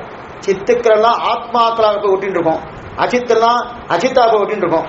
இரண்டும் சூஷ்ம ரூபத்தில் இருக்கும், எந்த வித்தியாசமே இருக்காது. இது அச்சித்து இது சித்து, இந்த வித்தியாசமே தெரியாது. அதான் எல்லாத்தையும் அச்சித் கூட்டு சேர்த்துட்டா. ஒரு நல்லவா போய் செய்ய கூட்ட போய் சேர்த்துட்டா அத்தனை பேர் தீவிர தான் சொல்றோம் சேர்த்துட்டா இல்லையா. அதான் இது பிரளய காலம். இந்த பிரளய காலம் முடிஞ்ச உடனே சரி சாமி எப்போ சாமி பிரளயம் முடிஞ்சதுக்கு அப்புறம் எப்போ சிருஷ்டிக்க ஆரம்பினா, பிரளயம் முடிஞ்சவனுக்கு சிருஷ்டி விஷயம் நிறைய சொல்லியிருக்கார். நம்ம பார்க்க போறது இல்லை, ஸ்ரீபாஷன் நம்ம அநேகமாக பார்க்க போறது 3ஆம் அத்தியாயத்தில் பண்ண எடுத்திருக்கார். இருந்தாலும் சுருக்கமாக இப்போ 2 நிமிஷம் இருக்கேன். பிரளயம் காலம் என்ன காரணம், பகவான் யோகத்தில் படுத்துட்டு இருக்கார், யோகத்திலேயே இருந்துட்டு இருக்கார். யோகத்தில் இருக்கிறச்சே காலம்தான் உணர்த்தும். பகவான் காலம் உணர்த்தச்சே சிருஷ்டிக்கணும் ஆரம்பிக்கணும்னு பகவான் கிட்ட சங்கல்பம் பண்ணுவார். நானே ஜகத்தாக ஆகக்கடவேன்னு பகுஷ்யாம் பிரஜாய, நானே பலபடியாக பிறக்க கடவேன்னு நினைச்சிட்டோன்னே கிட்டு கிட்டு கிட்டு கிட்டுன்னு ஆரம்பிச்சுவோம். கிட்டு கிட்டுன்னு ஆரம்பிக்கணும்னா தான் இருக்கிற இடத்துல உட்காந்துட்டு இருக்கோம், அது பாட்டு நடந்துகிட்டே இருக்கும், அப்படியே நடந்துட்டு இருக்கும். அது பாட்டு ஜகத் உருவாக இந்த ஏன்னா இதுக்கு சமஸ்கிருஷ்டி வெஸ்ட் இருக்கு. சிருஷ்டி 2 விஷயம், 2 சிருஷ்டிகள் இருக்கு. பிரம்மாவால் சிருஷ்டிக்கப்பட்டதுக்கு முன்னாடி சிருஷ்டி இருக்கு. என்ன பிரம்மாக்க இந்த லோகம்லாம் சிருஷ்டிச்சதுக்கு அப்புறம் தான் பிரம்மா சிருஷ்டி. அப்ப பிரம்மாவே லோகத்தை சிருஷ்டிக்கல, அப்ப அதுக்கு முன்னாடி சிருஷ்டி இருக்கு. அந்த சிருஷ்டி தான் முதல் சிருஷ்டி. அதுக்கப்புறம் பிரம்மாவுக்கு மூலமாக அந்த சிருஷ்டி மேற்கொண்டு சிருஷ்டிக்கிறான் பகவான். அப்ப அந்த சிருஷ்டிலாம் பூர்ணமா பகவான் தான் பண்றான். அந்த பூர்ணமா பகவான் பண்றச்சு தான் ஏதாவது கஷ்டப்படுவாரானா ஒரு கஷ்டமும் கிடையாது. ஒரு நம்ம ஒரு பானை பண்ணணும், ஏதோ ஒரு வஸ்து பண்ணணும், ஏதோ ஒரு காரியம் பண்ணணும், வேர்வை இடத்துல சிஞ்சுன்னு பண்ணிட்டு இருக்கணும். அந்த மாதிரி ஜகத்தையும் உருவாக்கணும் சுவாமி, ரொம்ப பெரிய காரியம் அப்படின்னா ஒண்ணும் கிடையாது, ஒண்ணுமே இல்லை. ஒரு நிமிஷத்தை வயிறு கொடுத்து அலைஞ்சிருக்கிறார், அத்தனை தூரம் ஒரு நிமிஷத்துக்கு முடிச்சுவானா. இது எங்க எடுத்துக்காருன்னா, காசும் பிறப்பும் கலகலப்ப கைபேர்த்து வாசனரும் கொள்ளாச்சியர் மத்தினால் ஓசைப்படுத்த தைரவன் கேட்டிலையோ நாயக பெண் பிள்ளா நாராயணன் மூர்த்தி. அந்த பிரியோதன் எடுத்திருக்கேன் இந்த விஷயத்தை. காசும் பிறப்பும் கீச்சிக்கி சென்னங்கம் ஆனை சாத்தன் கலந்து பேசின பேச்சரவும் கேட்டிலையோ பெண்ணே காசும் பிறப்பும் கலகலப்ப கைபேர்த்து வாசனரும் கொள்ளாச்சியர் மத்தினால் ஓசைப்படுத்த தைரவன் கேட்டிலையோ. இந்த மத்தினால் ஓசைப்படுத்த கேட்கிறா இல்லையா, தயிர் கடைகிறா இல்லையா, தயிர் கடையச்சே 2 கோபிகைமாருக்கு 2 கண்ணனுக்கு அவரை போய் படணும் வராயணும். இதெல்லாம் இன்னைக்கு நடக்கிறது இல்லை பஸ்ல, அன்னைக்கே கண்ணன் பண்ணிட்டார். அவர் பண்ணதான் இவருக்கு ரிப்பீட் பண்ணிட்டு இருக்கேன். என்ன போய் தொடர்ந்து பண்ணணும். இவர் நான் கடையிறேன்னு கிட்டக்க போய் நிற்பார், கடையிறேன்னு போய் இப்படி கடைஞ்சிருப்பார். கடைஞ்சிட்டு நேர்த்தி வேர்வை மூச்சு வாங்கி கடைஞ்சிருப்பார். அப்ப சொல்ற பிரிவாசனம், பிரம்மம் சிருஷ்டிக்கிறது ஒண்ணுமே இல்லை, இது ஒரு கடையரா, ஒரு பத்திர கடையா வேர்த்து போட்டுன்னு போறது. இது என்ன இருக்கு, இந்த திட்டம் தான் அங்க இருக்கிறாரு. இந்த திட்டத்தை அங்கே சொல்றேன், பகுஷ்யாம் பிரஜாய, நான் பலபலையாக ஆகக்கூடவன் பரபிரம்ம சங்கல்பித்துக்கணும். அங்க சங்கல்பித்தோட கிடுகிடுன்னு மாற ஆரம்பிச்சிடும், ஜகத்தையே முடிஞ்சிருது. தன்னிடத்தில் ஒரு மாதிரி ஏற்படாது, தன் சரீரத்தை ஆக பெருமாளுக்கு விகாரமே இல்லாமல் அவன் அப்படியே தான் இருப்பான். அவன் சரீரம் தான் விகாரம் அடையதை தவிர அவன் நம்ம ஒண்ணுமே, நம்ம ஆத்மா ஏதாவது மாறுதா? 90 வயசு ஆயிடுச்சு, ஆத்மா கொஞ்சம் வயசாயிடுச்சு பாத்துக்கலாம், வேணா இல்லை. ஆத்மாவு சரீரத்துக்கு தான் வயசாயிடுச்சு தவிர ஆத்மாவுக்கு அப்படியே தான் இருக்கும். ஒண்ணும் இல்லாத இதுக்கே இப்படி இருக்குன்னா இப்ப அவனுக்கு தான் மாறணும், ஒன்னும் மாறப்படுறது இல்லையா. அப்ப விகாரம் ஆரம்பிக்கிறதுல மகான் முதல்ல என்னன்னா மகான் தத்துவம் உருவாகும், மகானுக்கு தத்துவம் உருவாகும். அந்த மகான் தத்துவம் அகங்காரமாகும், அகங்காரம் தத்துவம் உருவாகும். அங்க அகங்காரம் 3ஆ பிரியம் சாத்விக, அதாவது பூதாதி தைதசம் வைகாரிகம் 3ஆ பிரியம். 3ஆ பிரிஞ்சிருந்து அதிலிருந்து பஞ்சபூதங்கள், பஞ்ச தன்மாத்திரங்கள், பஞ்ச கர்மேந்திரங்கள், பஞ்ச ஞானேந்திரங்கள், மனசு இத்தனை பொங்கம்புரனும் பொரியைந்தும் கர்மேந்திரியம் 50 இங்கு உயிர் பிரகிருதி 24 தத்துவங்கள். 24 தத்துவங்கள் எதிர்ந்தாகும். அகங்காரத்தில் 3ஆ பிரிஞ்சு அந்த 3லிருந்து 24 தத்துவங்கள், 20 தத்துவங்கள் வந்துடும். 24 வந்த உடனே இதற்கெல்லாம் பெயர் பொந்துத்தணும். கண்ணுன்னு இருக்கு, காதுன்னு இருக்கு, மூக்குன்னு இருக்கு, நாக்குன்னு இருக்கு, கையின்னு இருக்கு, காலன்னு இருக்கு. இப்ப பேர் வந்துட்டணும். இதுக்கு என்ன பேருனா ஸ்தூல சேத்தன விசிட்ட பிரம்மம். இதுக்கு முன்னாடி சிருஷ்டிக்கிறதுக்கு முன்னாடி எல்லாம் என்ன ஆயிடுது, ஒன்னும் உலகம் உயிரும் மற்றும் யாதமில்லா அன்று ஒன்றும் அவனோட ஒன்று பிரித்து ஒன்று இருந்ததுன்னா அதுக்கு ஸ்தூல சேத்தன விசிட்ட பிரம்மம். சூஷ்ம சேத்தன விசிட்ட பிரம்மம். இப்ப ஸ்தூல சேத்தனா, இப்ப மூக்கு காது கண் இதெல்லாம் வந்து தெரியா, இந்த நாமரூப வித்தியாசங்கள் வந்துட்டாலே ஸ்தூலன்னு அர்த்தம். அப்ப பரபிரம்மத்தின் சரீரம் தான் இது, சரீரம் தான் அது. அந்த சரீரமே மாறுது, பரபிரம்மம் மாறல. இப்ப பரபிரம்மம் மாறலையே, பரபிரம்மம் தான் மாறுதுன்னு சொல்றான். ஆமா, அவன் சரீரம் தானே மாறி இருக்கு, அவனே மாறுதுன்னு அர்த்தம். ஆனா அவனுக்கு விகாரம் இருக்குன்னா அவனுக்கு விகாரம் அடிக்கலாம், அவன் அந்த சொரூபத்துக்கு விகாரம் கிடையாது, அவனுடைய சரீரம் தான் விகாரம் அடையாது. சரீர விகாரம் அடிச்சுதான் ஒவ்வொன்றும் இந்த இந்த ஜகத்தா மாறுதுன்னு. அப்ப ஆனால் பிரளய காலத்தில் நாமரூப வித்தியாசம் இல்லாமல் அவனுக்கு ஒட்டின் இருக்கு இல்லையா. சிருஷ்டி காலத்துல நாமத்தோடும் ரூபத்தோடும் வித்தியாசத்தோடும் அவனோட ஒட்டுக்கொண்டு இருக்கிறோம் இல்லையா. பிரம்மத்துக்கு தான் பிரம்மத்திடத்திலிருந்து தான் பிரம்மம் உருவாகும். அதனால்தான் எந்த வஸ்துவை பார்த்தாலும் பிரம்மம் பிரம்மம் சொல்லிடலாம். எந்த ஏன்னா பிரபந்தனது பிரம்மத்திலிருந்து வந்திருக்கு. அதுவே பிரம்ம. இப்ப என் கை இருக்கு, கையும் சொல்லிக்கலாம் வாஸ்தவம் தான். ஆனா இது நானா இல்லையா? நான் தானே. கையை போய் நான் சொல்லவானா இதோட ஒட்டின்னு இருக்கு இல்லையா. அதேதான் அந்த நிலையத்துக்கு. அப்ப இதுதான். அப்ப காரணம் பிரம்மம் சூட்ச சேத்தனா சேத்தனோடு இருக்கும், காரிய பிரம்மம் ஸ்தூல சேத்தனா சேத்தனோடு இருக்கும். இவ்வளவுதான் தெளிவா இருக்கு. இப்ப இந்த விஷயத்திலிருந்து நம்ம தெரிஞ்சுட்டதுன்னா பரமாணுக்கள் ஜெகத்காரணம் கிடையாது, பிரம்மன் தான் ஜெகத்காரண வஸ்து. பிரம்மம் ஜெகத்காரண வஸ்துவா இருந்தாலும் அந்த பிரம்மம் அச்சேதனத்தை சிருஷ்டிக்கிறது. தான் சைத்தன்ய பரமச்சேதனமாச்சு, அச்சேதனை சிருஷ்டிக்க முடியுமானா? காரணம் அச்சேதனம் வந்தா காரியமும் அச்சேதனமா வரும். காரியம் இப்ப பரமச்சேதனமா இருக்கும். அப்ப காரியமும் பரமச்சேதனமா வரணுமேனா? இல்ல இல்ல, பிரம்மாவுடைய நிலை பிரம்மத்தினுடைய ஆத்மா இல்ல, பிரம்மத்தின் சரீரம் தான் ஜெகத்தா மாறுது. பிரம்மத்தின் சரீரம் அச்சித்தானபடியால அதிலிருந்து உருவான அந்த காரணத்தில் உருவான வஸ்து காரியமாயிடுச்சு. அந்த காரியம் அச்சித்தா இருக்கு. புரியுதா? அந்த காரியம் அச்சித்தா இருக்கணும். இப்ப இதான் தெரிகிறது. இதை சொல்லி சொல்லிச்சுதான் இதை தெரிகிறது. இதுக்கு மேல விஷ்ணு புராணக்காரர் தெரிவிக்கிறார். சயைவ சஜ்ஜகா சசசத்க கர்த்தா பாத்திய தேச பாத்திய தேச. இந்த மாதிரி ரொம்ப ஆச்சரியமான வார்த்தையெல்லாம் பராசர மகரிஷி எழுதுவார். விஷ்ணு புராணம் ஒரு தவியா தெரிஞ்சுக்கிட்டு வச்சுக்கேன். அதுக்கு மேல நமக்கு பரபிரம்மத்துடைய நமக்கு சந்தேகம் ஒரு துணியும் இருக்காது. நமக்கு என்னெல்லாம் சந்தேகம் பரம்பரம் செட்டிக்கிறதா, ஜெகத் எப்படி உருவாயிருக்கு, எப்படி வந்திருக்கு, இவெல்லாம் என்னென்ன சொல்றாரு சொல்ற அந்த சந்தேகம் பூர்ணமா தெரிஞ்சு போயிடும். இது சொல்ல வந்தேன்னா அப்ப அவன் அதாவது சவேவ சிருஜ்ஜகா சசசத்க கர்த்தா, அவனே சிருஷ்டிக்கப்பட்டான், அவனே சிருஷ்டிக்கிறான். பராசர மகரிஷி சொல்றார், அவனே சிருஷ்டிக்கப்பட்டான், அவனை ரெண்டுமே சேரவே தராது. அவனே சிருஷ்டிக்கப்பட்டான், அவனை சிருஷ்டிக்கிறான். இப்ப அவனே சிருஷ்டிக்கப்பட்டான்னு சொன்னா சரி இருந்தாலும் மாதிரி இருக்கு. சிருஷ்டிக்கப்பட்டான், அவனே சிரிக்கிறான்னா பரபிரம்மனை சிருஷ்டிக்கிறது, தானே சங்கல்பம் பண்ணிக்கிறது. ஆக சிருஷ்டிக்கப்பட்டதும் அவன், சிருஷ்டித்ததும் அவன், நிமித்த காரணமா இருப்பதனால சசசங்க கர்த்தா அவன் தான் உபாதான காரணமா இருக்கிறான், அவன் தான் நிமித்த காரணமாக இருக்கிறான். சிருஜ்யன் அவன். ஆக இரண்டும் காரணமே பரபிரம்மம் தான் என்பது முக்கியமான கொள்கை. இரண்டு அவன் சககாரகாரன் விடுதலை. நிமித்த காரணம் உபாதானம். உபாதானம் தான் பரமாணுக்களை கொடுத்தான். இல்ல அதுவும் பிரம்மன் தான். நிமித்தன் கொயவன் சார்ந்த பிரம்மத்தை வேணா வச்சுக்கோனா இல்ல அது அனுமானிக்க பிரம்மம் இல்ல சாட்சாத் பிரம்மன் தான் சொன்னார். ஆக இதுதான் முக்கியமான. இதைத்தான் சாஸ்திரத்தில் அபின்ன நிமித்தோபானம் பிரம்மம் சாந்தோக அப்படின்னு சொல்றது. என்ன சொல்ல அபின்ன நிமித்தோன். இதை வச்சுதான் சுவாமி ஆசிரியமா இருக்கிறார்.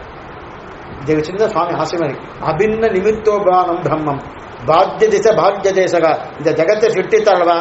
சரி சுவாமி, ஜெகத்தை சிருஷ்டித்தார், அவர் சரி யார் காப்பாற்றுவார்? அத்தையும் அவர் தான் பண்றாரு. அத்தையும் அவர் தான் பண்றாரு. சிருஷ்டிக்கிறது தான் அவரு, பிரளயத்தை கொண்டு போய் சேர்க்கறது தான் வருது. அவர் தான் ஸ்தூலமா இருக்கார், அவர் தான் சூக்ஷ்மமா இருக்கார். சரி ரட்சிக்கிறது யாரு? அதுவும் அவர் தான். மூணுமே அவர் தான். ரட்சிக்கிறது அவர் தான். அதான். ஆக காப்பாற்றப்படுதும் அவனே, காப்பாற்றும் அவரே தான் ஜெகத்து. அப்ப காப்பாற்றுபவனும் அவன், காப்பாற்றப்படுபவனும் அவன், பார்ப்பவனும் அவன், பார்க்கப்படு சேரவே சேராது நான் சொல்றது ஒண்ணும். பார்ப்பவனும் அவன், பார்க்கப்படுபவனும் அவன், கேட்பவனும் அவன், கேட்கப்படுபவனும் அவன். என்னமா சொல்ல முடியும்னா இது பகவானை மட்டும்தான். அவனுக்கு கண்ணே இல்லைன்னும், அவனுக்கு காதே இல்லைன்னு சொல்லும், அவனுக்கு குணமே இல்லைன்னா அவன் குணத்தாலதான் இதெல்லாம் தெரிஞ்சுக்கணும். ஏன்னா கண்ணே இல்லைன்னா கண்ணால பார்த்துதான் தெரிஞ்சுக்கணும்னு அவசியம் இல்லை. காதே இல்லைன்னா காதால கேட்டுதான் தெரிஞ்சுக்கணும் அவசியம் இல்லை. ஏன்னா சங்கல்ப ரீதியா போடும் பகவானுக்கு. நாமெல்லாம் நடந்து போனா தான் அங்க போக முடியும். இங்க நடந்துட்டே இருக்க அங்க போயிட முடியுமாண்ணா? அதெல்லாம் முடியாது. அவர் என்ன வேணா பண்ணலாம், சங்கல்பத்தாலே பண்ணும். இந்த நமக்கு உண்டு. எப்ப முடியும்னா அங்க போனா உண்டு.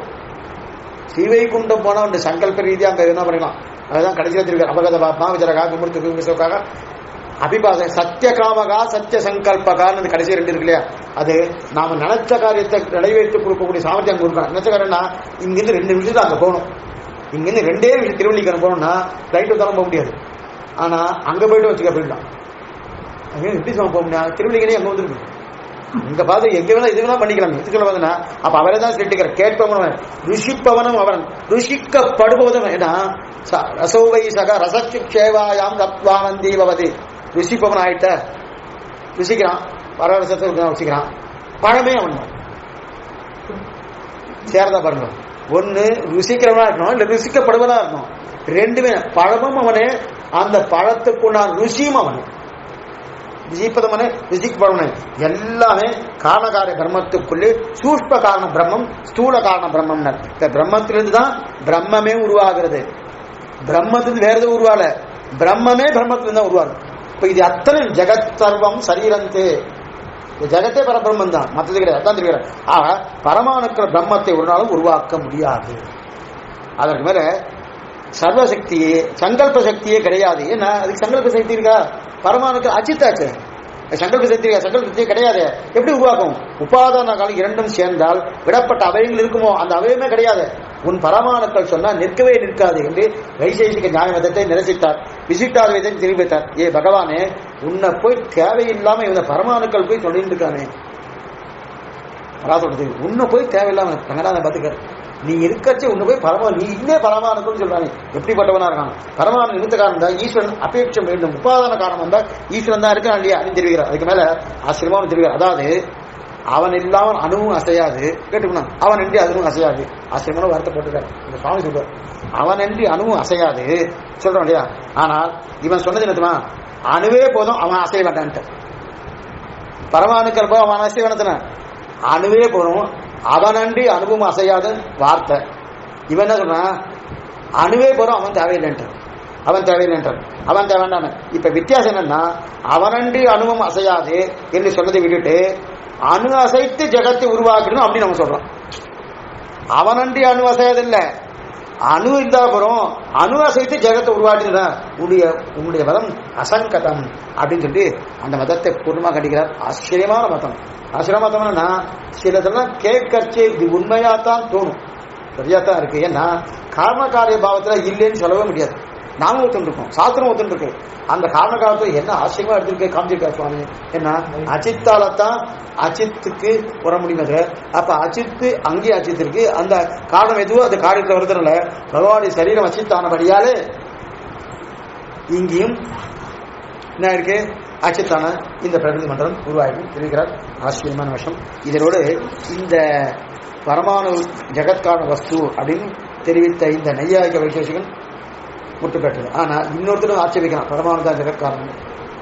பசுபதி மதம் அவனுடைய மதம், அடுத்த மதம் அவனுதான் பசுபதி. பசுபதினா சிவபெருமான். அவனுடைய மதமுடைய நிலை என்ன, அவன் எப்படி பரமாணுக்கள் ஜெகத்காரணம் சொல்றான். நிமித்த காரணம் யாரு? பகவான் சிவன் நாராயணன். நிமித்த காரணம் யாரு? சிவபெருமான். ஏன்னா அவன் இது முழுமுதற் கடவுள்னு சிவபெருமான் தான் வந்துருக்கார் பசுபதி மதத்துல. அவர் பசுபதி மதத்தோட நிலை என்னன்றது அடுத்த உபன்யாசம் பகவத்